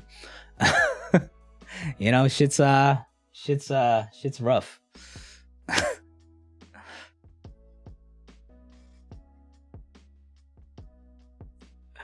High school, right? And it's crazy. I mean, luckily I didn't get into too much high school drama, and like I just never like took anything too deep ever. But yeah, the shit so many people went through in middle school and high school, and now it's just like, bro, that shit is so insignificant. Like, Safama coming in with the rapid fire bars. What's good? I ain't read the chapter. Chapter is good.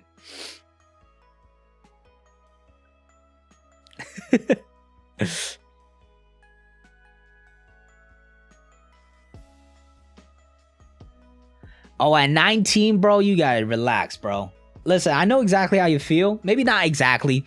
Whenever that anybody says that, that's like a little like pretentious, I feel like. But like, I think in a similar mood, I could tell you how I feel. Because like, personally, I took a leave of absence in the middle of college when I was 20. And that's a pretty fucking terrifying thing to happen when you're that age. I studied finance initially at the University of Connecticut because I've always been interested in like finance. Still am to this day, which is why I understand it pretty well in terms of budgeting and taxes and credit cards and all that kind of stuff that benefits me personally. But I realized very quickly that it was not something that I want to do work in. And it was like, I decided it was the big move to convince my family and Asian mother to say, hey, I don't want to continue education right now. I want to take a break and figure out what I want to do. And then it was a fucking weird ass time, bro. Cause like once you stop, here's the weird thing about it, right? Like whenever you take that step to get off the path, it's super terrifying because if you think about it, our entire lives, right? Pretty much for most people, our entire lives, you're following this in just straight line. You're following this straight line with everybody. First grade to your senior year of high school, you grow up with the same exact people going on the same exact path. And once you get past high school, you go into college and you go on different paths, but it's still kind of the same thing, right? You're going in school for 4 years or 5 years or 6 years. So you're kind of still on the same trajectory, even though some people are in better careers and different careers and stuff like that. But like to take a pause right there, to stop, it feels insanely like just scary and confusing because you're like, oh shit, am I falling behind? Everybody's moving forward. I don't know what I'm doing and all that type of shit, right? So it was a tough time for me. Like personally, I've never been someone that's dealt with like super big like mental issues in terms of like depression or anything like that. But that was like a time where I was just like, damn, I don't know what I'm doing. I just felt like super like lazy and like just like not contributing anyway.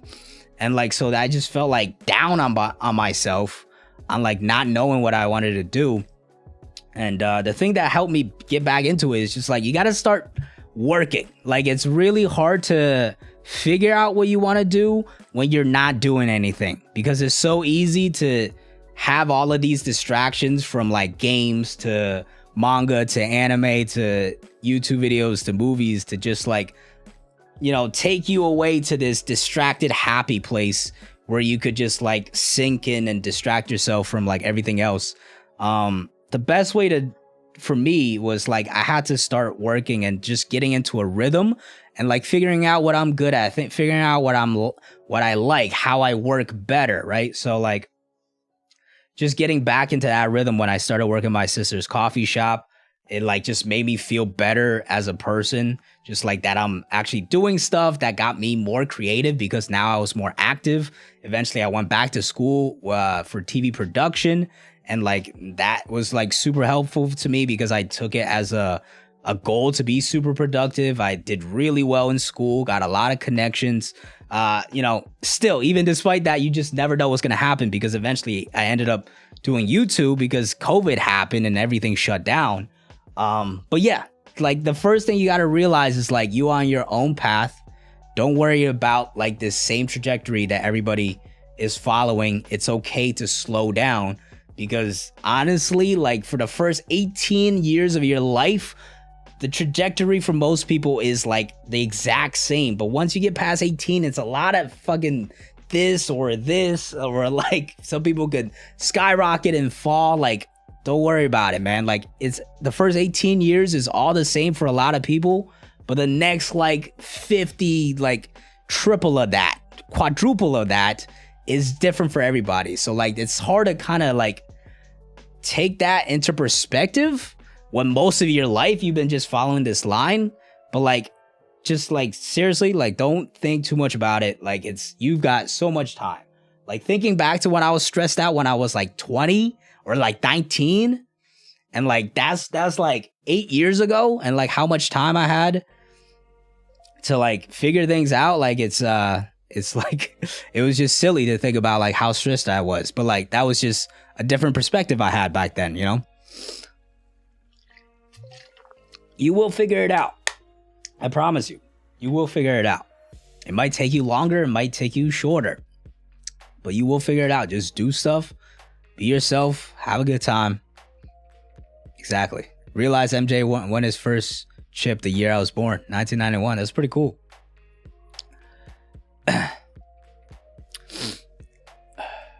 Asian parents are tough. Luckily, listen, my mom could be tough, but I think she is actually one of the, like she's pretty lenient for an Asian parent. She's I mean, like she let me take a leave of absence outside of college. She let me just kind of do my own thing. She let me take TV production in college when I went back to college. And then she, you know, when I did YouTube, she had no objections. She's always been like, listen, if you could take care of yourself and make it happen, then do it. And then that's how I was able to do it. So I'm pretty lucky with a relatively lenient Asian parent. Even though I'm sure deep down in her heart, she was like, I want him to have a better job and take care of himself and find a stable job. But I think mostly that happens because like my entire family is like business owners. Like my sister runs her own coffee shop. My mom runs a carpet store with my stepdad. So like we're all pretty open-minded in like how to find success. So I feel like that's why she was more accepting of like whatever path I wanted to take. With my mom being Filipino and dad being German, it's an interesting lifestyle growing up. My mom took education importantly, wanted me to be a nurse, but my dad says good for me to chase your dreams. So like, how did you end up, how was that back and forth? Like, how did you end up deciding you wanted to do like, how do you think that shaped you? Do you think you were pressured to find a more successful job while still being creative? Or did you like naturally lean towards one way and it kind of just worked out? What should you eat? You're hungry? Anything, bro. Make a sandwich, some eggs, ramen. Those are usually my go-tos. He was born when Kobe won MVP. 96. I was born. So that was one of MJ's rings. Wasn't that was that their 72 and 10 year? Or no, I think that was 97, 98. Yeah, not all Asian. It's not even only Asian parents. There's African parents could be very strict, you know. I know my Nigerian friend has very strict parents. It's just like immigrant parents can be very tough. And, you know, it's kind of hard. Could be hard to have that barrier of communication and like kind of like, you know, communicate and work through that. But yeah, I was very lucky. Yeah, have some ramen, man. That shit's good.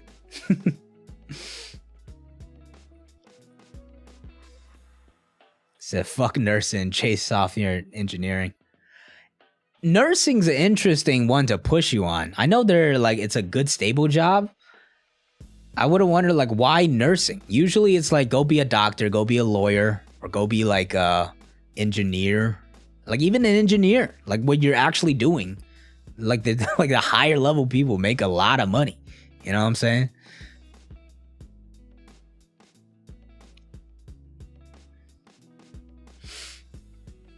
Indian parents, true. Yeah, a lot.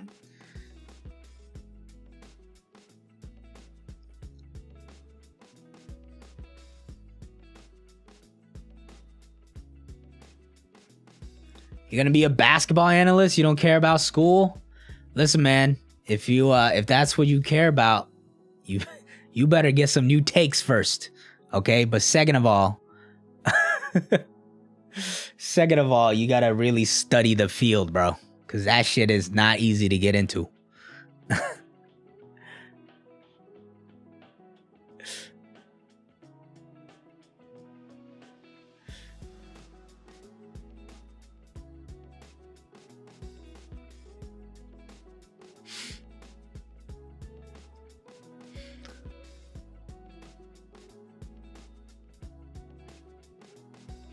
What's my favorite video game? Honestly, I don't know if I mentioned this video game before. It's a PS3 exclusive game that came out in 2007 called Warhawk. Most people do not know this game, but if you played this game, you were part of a very, very loyal community that had a ton of fun with this game. And I spent probably 3 to 4 years of my middle school years playing that game. So that is to this day my favorite game of all time because it gave me so many memories and like people I met online, friends that I met online. It was a fun ass time for me. Second game that has probably given me the most memories is Black Ops 2 that I played a fuck ton with all my friends in 8th grade. When that came out, we milked the shit out of that game, from zombies to Mike Myers to fucking just games we made up ourselves. Besides that, obviously 2K and Madden took you know, all of those games. I played practically every version up until high school. And then what else? FIFA had a short run for me, but that was a fun little moment for me with my friends. We played FIFA a little bit, but 2K and Madden was always top 2 for me growing up. And then now recently, Hogwarts, I've put probably 35 hours into that game already. And that shit has been fantastic. Outside of that, though, I have not gamed much at all since high school. Minecraft, another one. Couple of summers it's wasted for me. All right, couple of summers where I no lifed away with Kevin Zary K. You've seen him in chat before.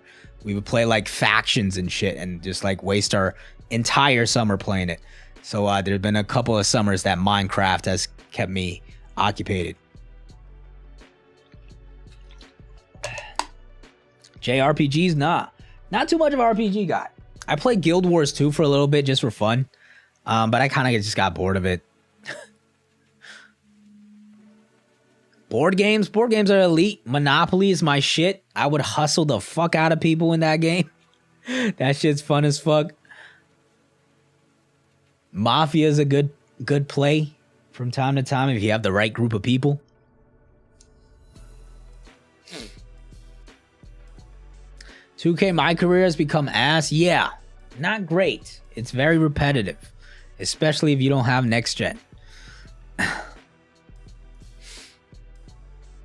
Harry Potter the game been doing bits, yeah, because it's fantastic. I am a wizard. It's more fun for me because I've read the series and it's one of my favorite series that definitely book series that I've read. But even like Tina's been playing it, like she doesn't game at all and she's having a good time just playing it and exploring and stuff. A very Skyrim-ish feel, not as open world, but the combat's really fun. Well, house, I'm Ravenclaw. Monopoly overrated. It's a very long fucking game that you have to be committed to. But it could be fun with the right people. Hufflepuff. Tina's Hufflepuff. With the nerds.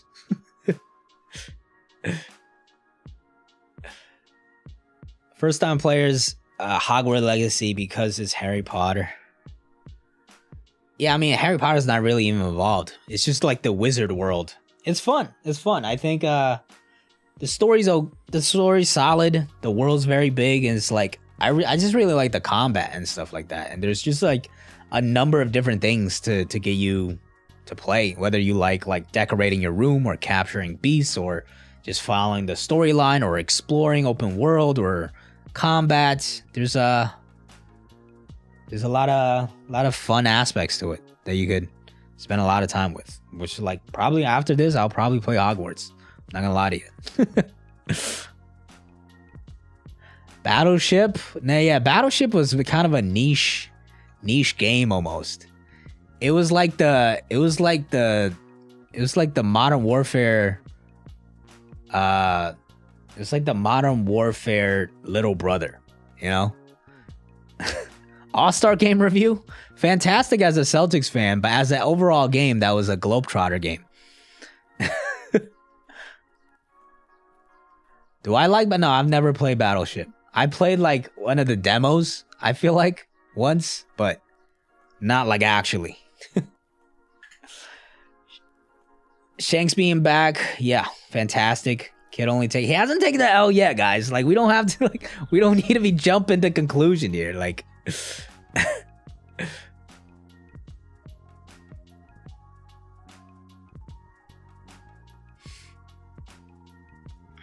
bro, so if I'm gonna go read the chapter, man. You're still in. I know we're talking a lot about video games and food and basketball. The title of this stream still is One Piece 1076 live reaction.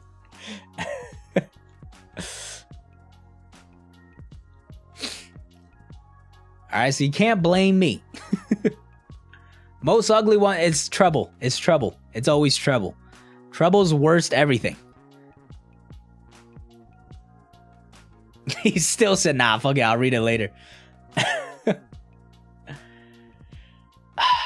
Some good other anime and manga. I could give you my top 10. It's Slam Dunk, my favorite of all time. Kaguya, number 2 probably. One Piece is number 3. I also, after that, it's Your Lie in April, Assassination Classroom. I really like Reincarnated as a Slime. I really like One Punch Man, Hunter x Hunter. Is that 10 yet? I lost track. Lost track somewhere in there. There are 3 series that I call partially peak fiction, where they had segments that were like top 3, top 1 worthy, but the rest of the story roller coaster, which is Death Note, Attack on Titan, and Promised Neverland. They had segments which were number 1 worthy, but the story as a whole doesn't really hold up entirely. I wouldn't say it's ass after L. I would say it's mid after L. AOT goes mid to ass, I would say, in my opinion. Promised Neverland goes from mid to I dropped, so I had to be ass. I literally dropped Promised Neverland after a certain point. It goes from peak to really, it goes from peak to good, mid, ass. Or just boring. I wouldn't even say it was ass. It was just boring. I have been to Universal Studios in Los Angeles. It was fun. Fuck ton of people though. Way too many people. The best like park I've been to is probably Tokyo Disney Sea. Like they had a good system where everybody gets fast passes. You could go and wait in line. Even when we waited in line, we would just play heads up. Like that shit was fun. And yeah, it was fun park. Obviously, being from Jersey, Six Flags by us is elite.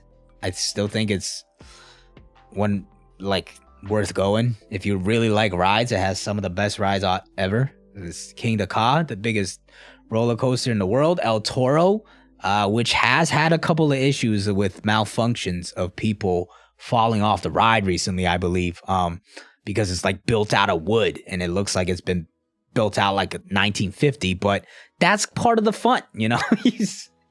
Part of the fun is like, you don't know if you're going to survive off of that ride. It's still my favorite ride ever, but I don't know if how long that ride's going to last. Because the last time I went, it was shut down.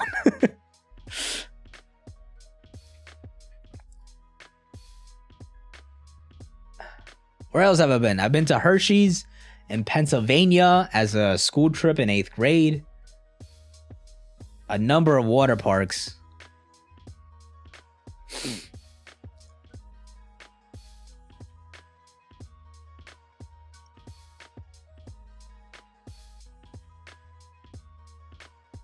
Dallas Six Flags, okay.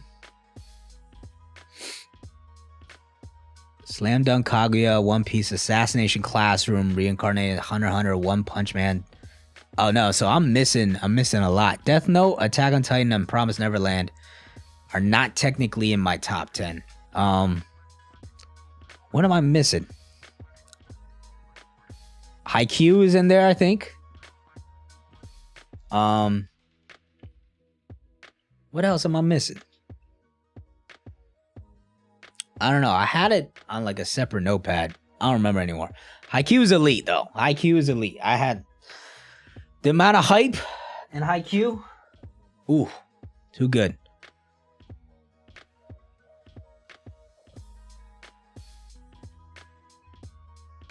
Oh, you're missing your Lie in April in there, so that's one.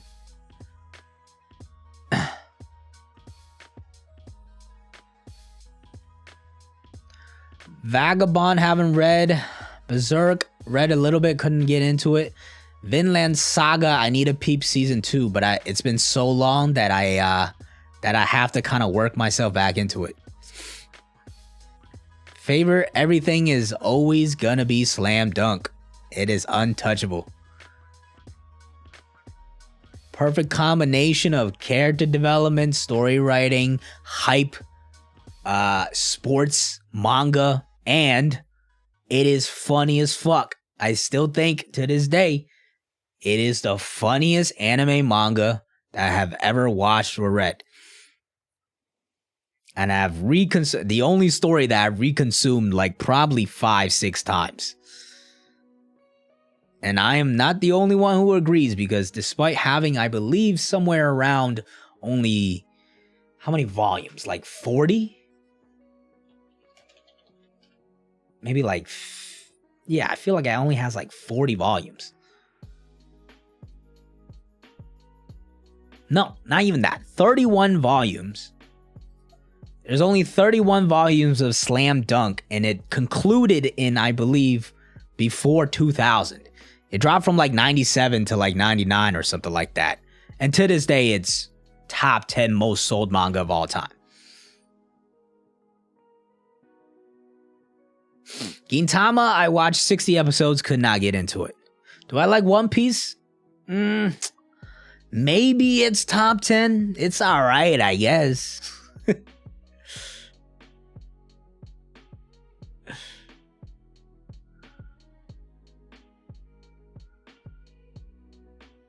Somebody said Ippo. Ippo I really enjoyed, but I caught a spoiler and that took me out of it. But maybe I had a good time while I was while I was watching it. Naruto, I've only remember watching the first arc recently. I watched it when I was a kid, but I don't remember any of it. Full Metal was a good time. Full Metal was a good time. It was just really good. There's a lot of anime for me is like really good. Full Metal, Gurren Lagann.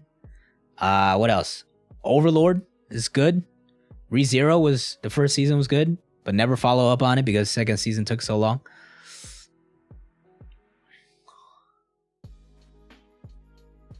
Yu Yu Hakusho, I watched like, I gave it a good run. I gave Yu Yu Hakusho a good like 40 episodes, I feel like. And I just couldn't get into it. I thought I would like it a lot more than I did. Dragon Ball, by the way, somebody was mentioning Dragon Ball. Dragon Ball and Dragon Ball Z is elite. All right, I know it's like very surface level stuff, but like it hits the nostalgia for me. Like Dragon Ball Super, the story was pretty butt cheeks, but like when he went old, like when he went into the next form, I was fucking gassed. You know what I'm saying? I've watched the entirety of Dragon Ball through Dragon Ball Z. I feel like probably multiple times even, and it's just a nostalgia story that's a pretty solid time.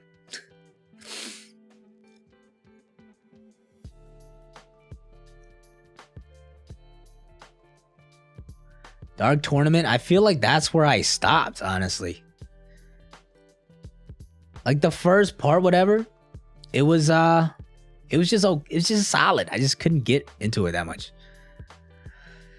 Gintama couldn't get into. JoJo's I just never watched because the art style throws me off. Naruto, like I mentioned, I watched one arc.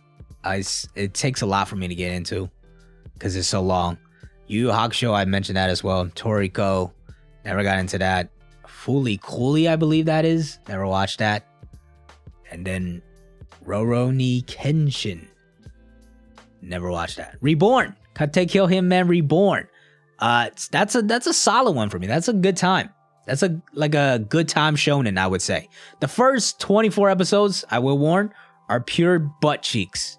Cause it's just like a gag manga anime, and it's not very funny. But after that, it gets like kind of interesting. We did do a fast food tier list for those of you who missed that. We did that like 2 weeks ago.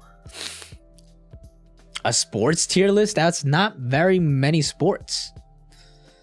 For me, it would be basketball, American football, regular football, world football, and then I don't know. I don't really follow too much. Baseball, I used to follow as a kid, but not really anymore. And then all the other ones I just don't follow.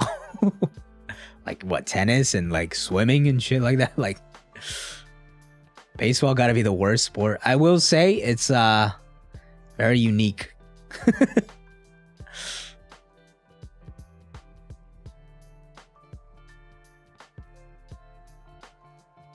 Yeah, Reborn started as like a gag anime and manga, and it was not a good one. And then it turned into pretty typical shonen, and it was like that's what I said. It's like solid shonen.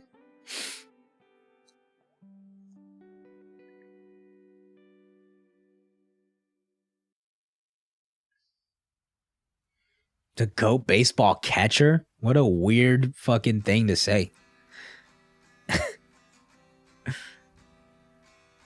There's very different styles of catching. He would actually not be because he's too fucking big. He's like 6'8". He's got to squat down on his fucking knees the whole time. If anything, LeBron, everybody says LeBron would be an amazing tight end.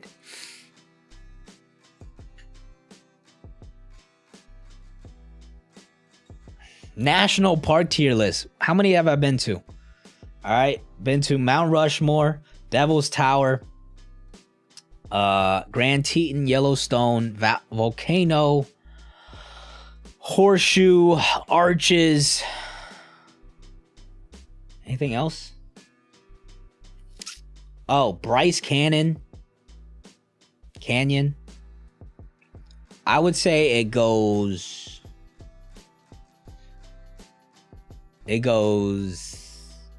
Volcano for me is top, because Volcano for me is top because I spent an entire day there.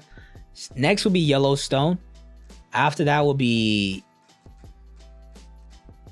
Yellowstone will be Horseshoe, then Bryce Canyon, and then probably Devil's Tower, Mount Rushmore, and Arches. Something like that. NBA players tier list? I can just do it off the top of my head.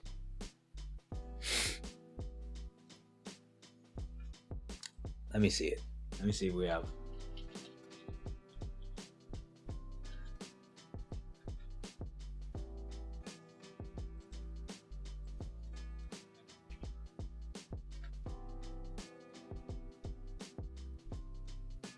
Now these are all so old. It's all like 20 top 50. I'm not doing no fucking top 50. That's crazy. Nah, these are so old. They got like Kemba Walker in here.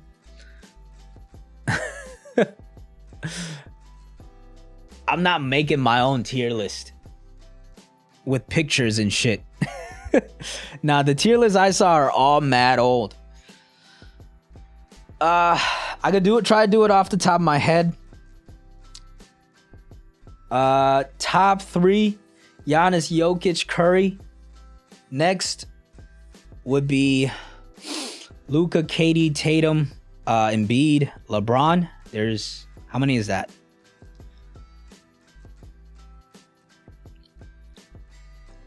How many is that? Giannis, Jokic, Curry, Luka, KD, Tatum, Embiid, LeBron. That's 8. That doesn't make sense. I'm missing somebody. Who am I missing? Who am I missing in here? LeBron's not 8. Is he? LeBron, no. Who am I missing? No, not Kawhi. Maybe that's it. Curry, Luka, KD, Tatum, Embiid, LeBron. That's 8. I guess it is 8. After that, this is where I think that's a clear top 8, by the way. I think that is clear top 8. I think that's the top 8, and then you have a tier below. All right. There are talents that could get into that tier, but they're either not consistent enough or too injured.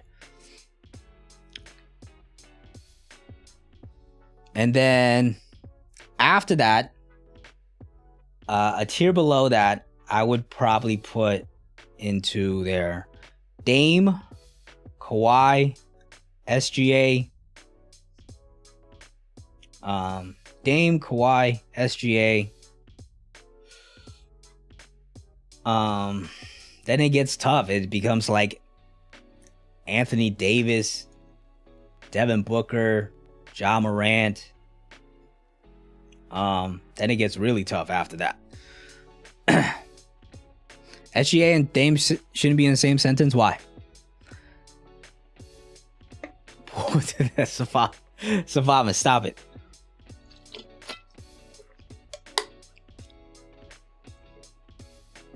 Poole is barely a fucking like top 80 player, dog. Pure talent, Zach LaVine. Stop it, guys. Stop it. Zach LaVine is like right now. If you want to make a Zach LaVine argument 2 years ago, if you want to make a Zach LaVine argument 2 years ago and say he's in like the top 25 to 30, I would have given you that. This year, how he's looked, he don't got it anymore. Dame is a GOAT. That's why he's higher. SGA is putting up like 30. He's putting up like 31 and 6 this season while leading all guards in blocks. Yeah, the Thunder have a better record than Dame and the Trailblazers while having a pretty equal team. I still would have Lillard because he's had those playoff moments, but SGA has catapulted himself into the tier of like a Devin Booker and Ja Morant.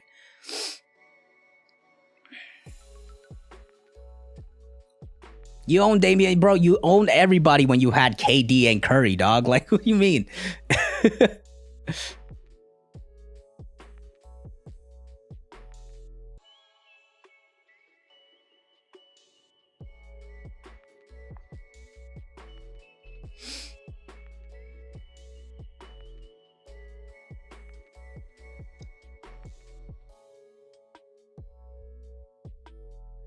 Safama just continue to prove that he don't know ball, bro. Like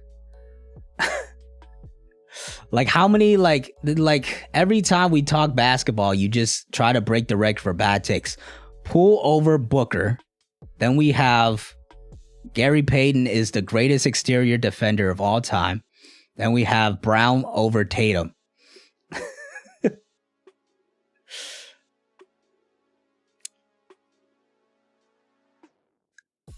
HBO's making a Hogwarts Legacy TV series? I don't know about that.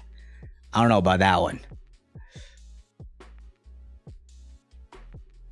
Only thing Tatum has is commercials. How about all NBA first team?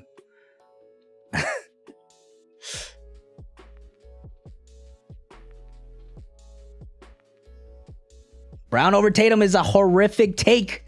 I watched the Celtics. I've watched every game for both of them ever since they were rookies. Go ahead, make the argument that Brown is over Tatum. Besides one series that you saw against Golden State in the finals.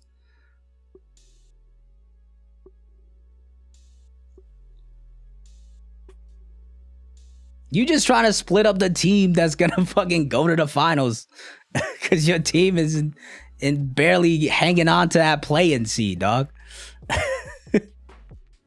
I see your play here. You try to start some narratives trying to split the Jays up, bro. It's not gonna happen. Both of them are young as hell, and they're both gonna be on the same team.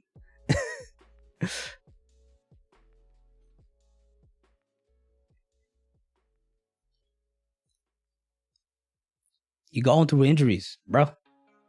Part of the game, innit? Even when you're healthy, you can't win road games, bro. So if Fama's not sober, he's never sober.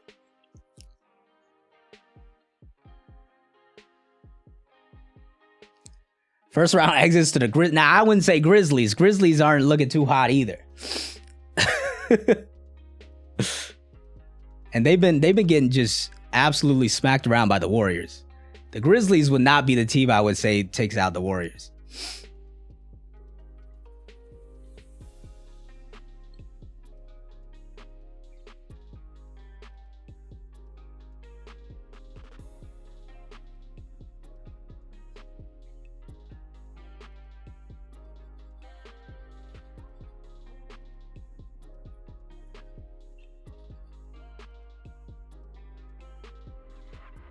I did get a haircut today.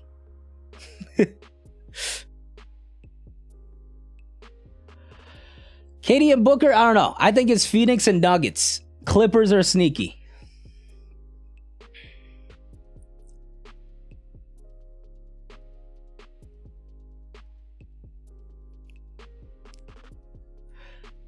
And as much as shit I'm talking about as the Warriors, I do still think if you get them in the playoffs fully healthy, they're gonna be competing. Do I think they're as good as last year? No. And if you think they're the favorites to get out of the West, I think you're crazy. But I also think people are crazy to think they're gonna get bounced in the first round and shit. Cause they're still there. That starting five with Curry, Clay, Wiggins, Draymond, and Looney still dominates people.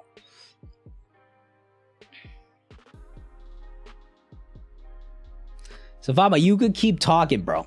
Like, I don't know. Like, we've already recognized this, bro. Anything you say, literally the opposite happens all the time. Like,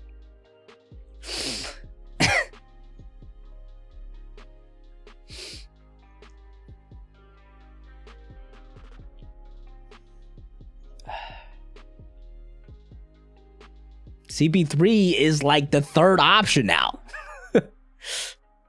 They don't need to rely on him. Now, injuries could be a problem. Injuries could be a problem. That I will say.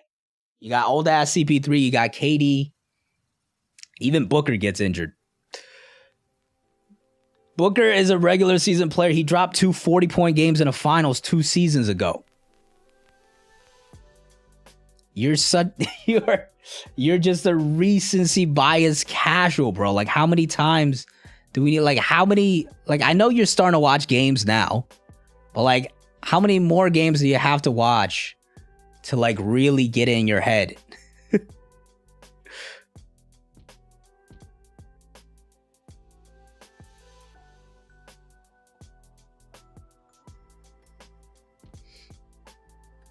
Savama, tell me, did you watch the finals 2 years ago?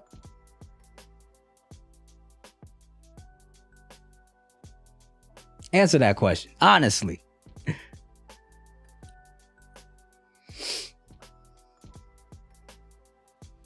Exactly.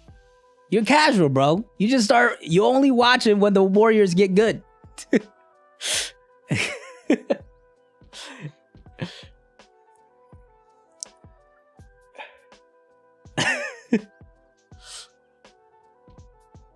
You only watch his Warriors games and big games. That's why you think Jordan Poole is like the greatest shooter on fucking planet Earth, which I still don't get.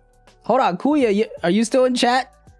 Because like Warriors fans will even know that Jordan Poole, he could get hot. Yes, he could get hot, but he is not efficient, and he gets cooked on defense.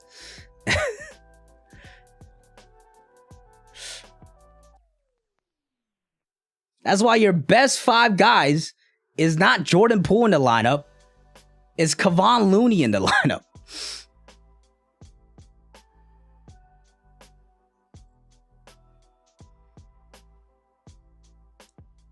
So what are you actually saying when you know Jordan Poole's dumb? And you say he does the most random stuff and you think he's better than Devin Booker? Like, you're not actually serious. You're just saying outrage to get... You're just clickbaiting at this point. Devin Booker choking is still better than Jordan Poole at his peak. Like...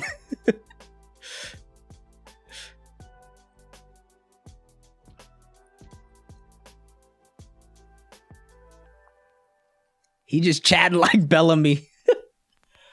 Playoff Poole versus playoff Book. Let's see how dangerous playoff Poole is, yeah?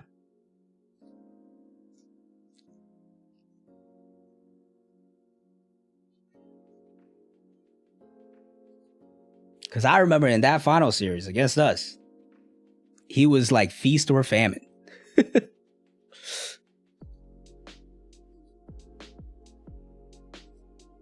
It was like after like the first 2 rounds where he was cooking, he was just atrocious.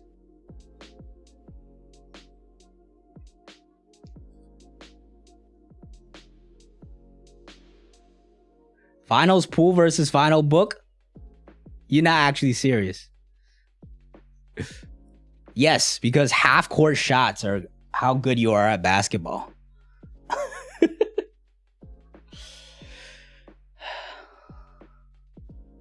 You're serious. You need some serious help then. There's nothing to debate, bro. Search up some stats? I will.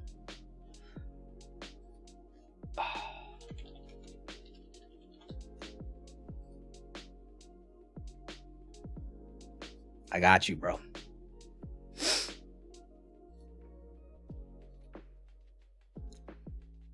You just said finals Poole was better than finals Booker, correct? Let me just double check. You met that, yes? You met that, yeah? Jordan Poole in the finals last year against the Boston Celtics. 13.2 points, 1.8 assists, with 2 turnovers. 43.5% shooting from the field, 38.5% shooting from 3. Devin Booker averaged 28.2 and 4 assists on 45.5% shooting from the field, 26.8% from the 3. Now, he shot badly from 3, true, but he still, despite shooting 26% from the field, shot 2% higher while averaging over double the points. You know, 3-point percentage goes into overall field goal percentage, right? If you want to look at 3-point percentage that much, you might as well look at 2-point percentage, which unfortunately Basketball Reference does not show in the playoffs. Think about how badly he's shooting from a 2-point percentage then. No point proven with double the points. Yes, double the points. You heard it right. 13.2 versus 28.2. My bad. That's not double the points. That's double the points plus another bucket. Book their star player. Do you know why? Because he's better. Jordan Poole coming off the bench.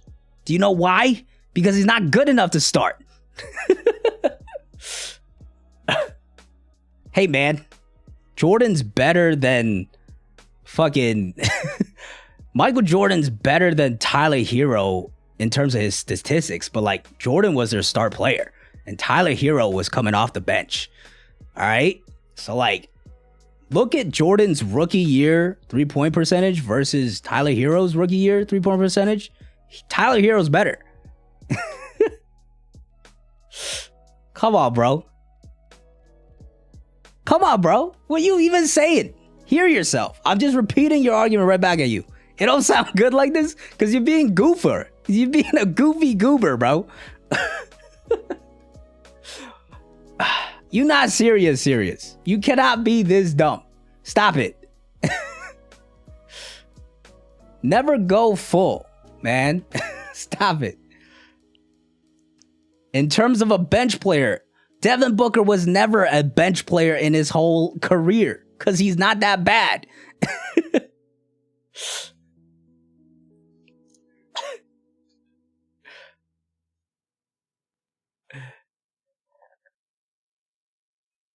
Why give crazy any basket? Because Safama, listen, Safama has some horrendous takes, okay? But he's still a homie. He's still a regular. He's out here. The community, we know him. We see him every stream, all right? He's goofy, but he's still good at heart. I'm trying to bring him back from the craziness. And still a little bit of just regular, like he's going too, I'm trying to save him before he's too far gone. Maybe it's impossible. Maybe I'm trying to do the impossible. But I don't want to see him go down into the deep end before he comes back at like next stream and starts telling me like Dante DiVincenzo is like should be starting in the All-Star game.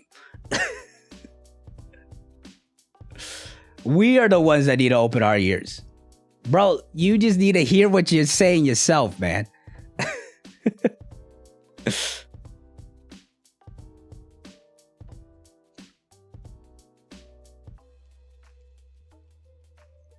DiVincenzo should not be all defense because you don't watch anybody else play. The man is long gone, right? The man, he might be long gone. He might be long gone. Did I see his poster on the Blazers? And that's why he should be all defense. Jokic assisting Embiid was a weird crossover. They actually don't hate each other. If you listen to like their interviews and stuff, they actually like enjoy each other's rivalry and respect each other a lot. Like the rivalry going back and forth is mostly like talking heads and like the GMs and like the trainers and shit. Stacks, what's good, bro? ask anybody. I will ask the entire chat. Does anybody think Dante DiVincenzo should be in an all-NBA defense team? I haven't seen a Warriors game 2014. I watched the entire finals. I watched these games.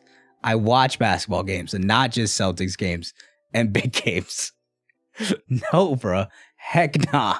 You got your answers. Ask anybody. There's 2 people right there. There's 3. Add me in. There's 4. I bet you Kuya will come out right here and say, as a Warriors fan that watches all these games, that Dante DiVincenzo would be, despite being a solid role player, look at fucking, he goes on his alt account. Oh man, that's mad funny though. That's mad funny. You gotta respect the hustle. You gotta respect the hustle. Celtics going all the way. We got the potential to. I'm very level-headed when it comes to this. All right. I think we are top 2 in the East. Milwaukee's going to be a serious issue, and that's going to be a competitive series. And it depends on who shows up. But I think our unit can go against anybody. It's how I felt last year as well. We just didn't. Tatum flopped. Tatum sold. And our bench sold. Derek White was a non-factor. In that last like 4 games, essentially. DiVincenzo was a bad acquisition. I don't think. Well, the thing is, this is how you know I'm not a casual. Because I know this shit, bro. DiVincenzo is one of your better role players this year. Is he better than Otto Porter for you last year? No. That being said, Otto Porter got more money, I believe. I believe he got $9 million, which is the full MLE that the Warriors did not have. So, number 1, the Warriors couldn't pay him. Number 2, he's been out the entire season.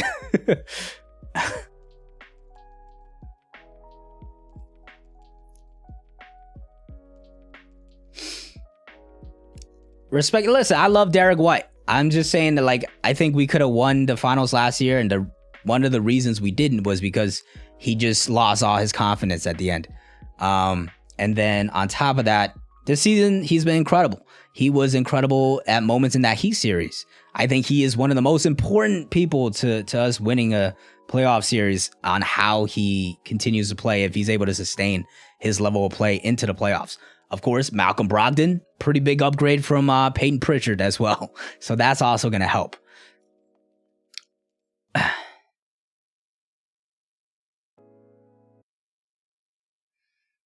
And yeah, no, it was Andrew Wiggins really bothered Tatum. Gary Payton, for the most part, played on Jaylen Brown a lot. And Brown was, like, he had a couple bad games, but he showed up to play in a lot of them.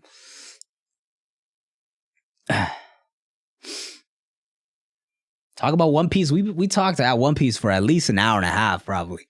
So we just following the flow of the chat, man. JB is not our best playoff performer. He was in the finals, but the other 3 series, Jason Tatum was better.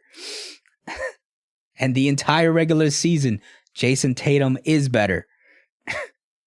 You are a casual, bro. You've admitted it yourself that you only watch Warriors games. Finals more important, yes, true, but that is not the only representation of who you are as a player. Tatum played better than not in the finals. If Tatum even played to a regular standard, by his standard, I think we could have won that series.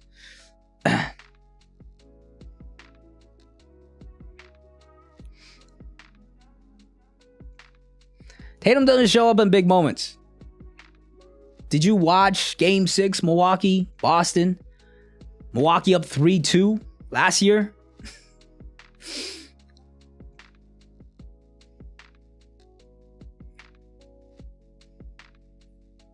Did you? Probably not, because wasn't a big enough game, was it? And wasn't a Warriors game. Cause he dropped 46 in that game on the road. Outscored Giannis. So we went to game 7 and we won game 7.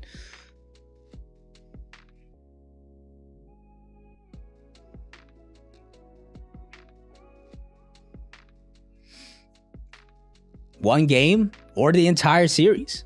Or when he won the Eastern Conference playoff trophy because he was the best player in the Heat series. Or when he hit the game winner against Brooklyn Nets in the first game and then dominated that entire series and we swept them. How about not one game? How about how about 18 games? Or the multiple Eastern Conference finals he went to. Game still gets on your nerves. Why? Because it doesn't fit your narrative.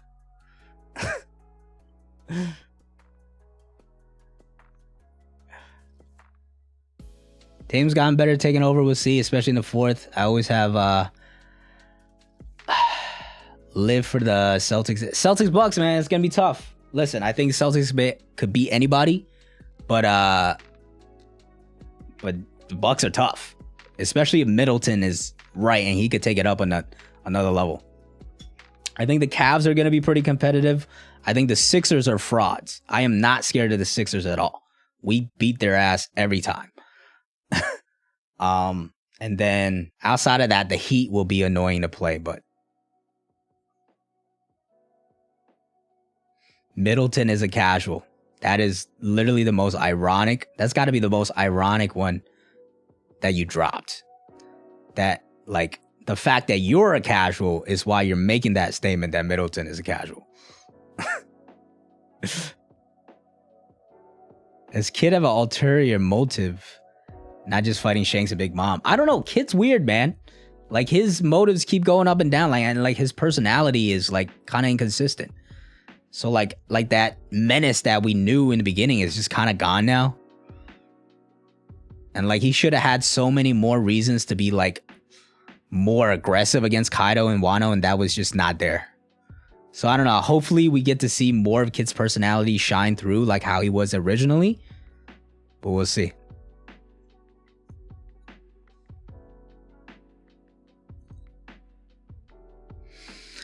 Jimmy Butler, he does go crazy in the playoffs, but that team has no depth. Kyle Lowry's kind of cooked. Bam's very good. Hero's taking a step up, but like after that, it's like Max Strus, Caleb Martin, like Oladipo, like Kevin Love they just signed. They're gonna be annoying to play, but I'm not gonna be afraid of the Miami Heat at this point.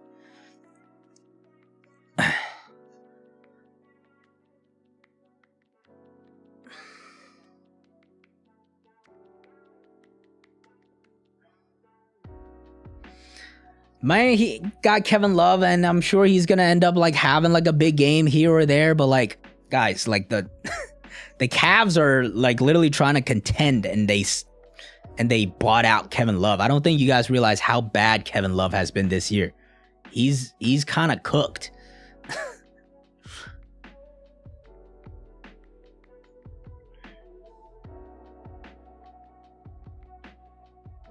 Yeah, he had a turn face moment, but I don't know if it was earned. Like the fact that Kaido destroyed his entire crew, fucked up Killer with the smile double fruits, and then he was just like, you know what, I'm gonna go fight Big Mom. That still does not sit well for me to this day. And then at the end, he was kind of just like, and Apu too. Apu, he just let go. There was no reason for him to let Apu go. At the end of the arc where Apu is just like chilling there, I was like, kid, you just gonna sit there and take this and just let him be? That's kind of weird. I wouldn't say Kevin Love hasn't been good since LeBron. He hasn't been all-star level since LeBron, but even like last year, he was like 6th man of the year candidate.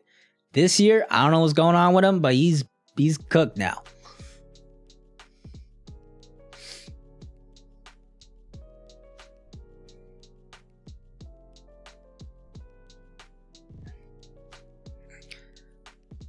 %90 is not top 3. You might want to check your math on that. If there are 2 teams better than him, in a 15 team conference, that's not quite 90%, my guy.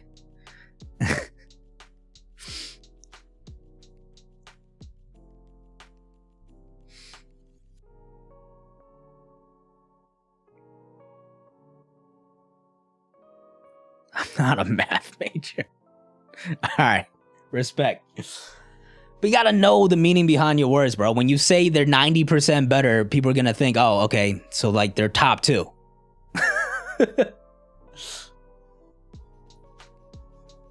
It's so aggressive with these statements, bro. Like, why? Why you need to be so aggressive when you know you're a casual? Peace out, Mugiwara. I think I might wrap things up here as well. Been going on for 2.5 hours. All right. Honestly, like, I was thinking about ending it at around like the 1:15 mark, because we had kind of stopped talking about the One Piece stuff. We kind of like beat it enough. And then that pause. All right, pause. And then we started talking about like travel and food and just like life shit in general. And then this whole basketball thing was pretty aggressive, but it was kind of fun to talk about for a while. Safama, I hope you reel it back a little bit, man. You don't need to go this far. You don't need to go this far. Reel it back a little bit. Everybody recognizes it. Like Teddy said a couple weeks ago, we need an intervention for you. All right, Kuya's completely given up on you as a fellow Warriors fan. We see even like some like everybody in this chat starting to call you crazy, bro. You going a little too far, bro. Come back a little bit, all right? Come back a little bit. You don't fall into the deep end, all right? Top 30 soon. I'll see what the schedule is this week. I don't know. I feel like I want to see Kizaru in action before I do a top 30. Low-key, I want to see Kizaru. Like, it's just like not much, or like give us a chapter where like a ton of action goes down, where things really shake up a bit, and then I feel like it'll be a good time to do a top 30. And then Safam, once you cool off a little bit, then I'll bring you in for the top 30. Because right now I feel like you'll be dropping like use this kid in like number 70 or number 3. I don't know what you're gonna do, but you're gonna do one of those. He's not gonna be he's not gonna be like 26, like a reasonable number. I still remember it was a year and a half ago when you put Rayleigh next to Boa Hancock or something like that. All right, so, but I'm gonna wait. I think I'm gonna wait until something in the story that really like changes like our perspective on like a person, and then I'll feel like it'll be a good time to do a top 30. Because now like we're kind of in a lull a little bit in terms of the story. But yeah, we'll see. Go follow me and try and volunteer. Yeah, drop it in chat, bro. Go for it. I don't know if links should work. I think links should work, but yeah, drop it. Go for it, man. All right, man. I'm gonna wrap up the stream here. Fun ass stream as always. We'll be back. I don't know. Maybe next chapter. Maybe next week if I have something to talk about and stream. But we shall see, man. All right. Take care, everybody. Have a good night.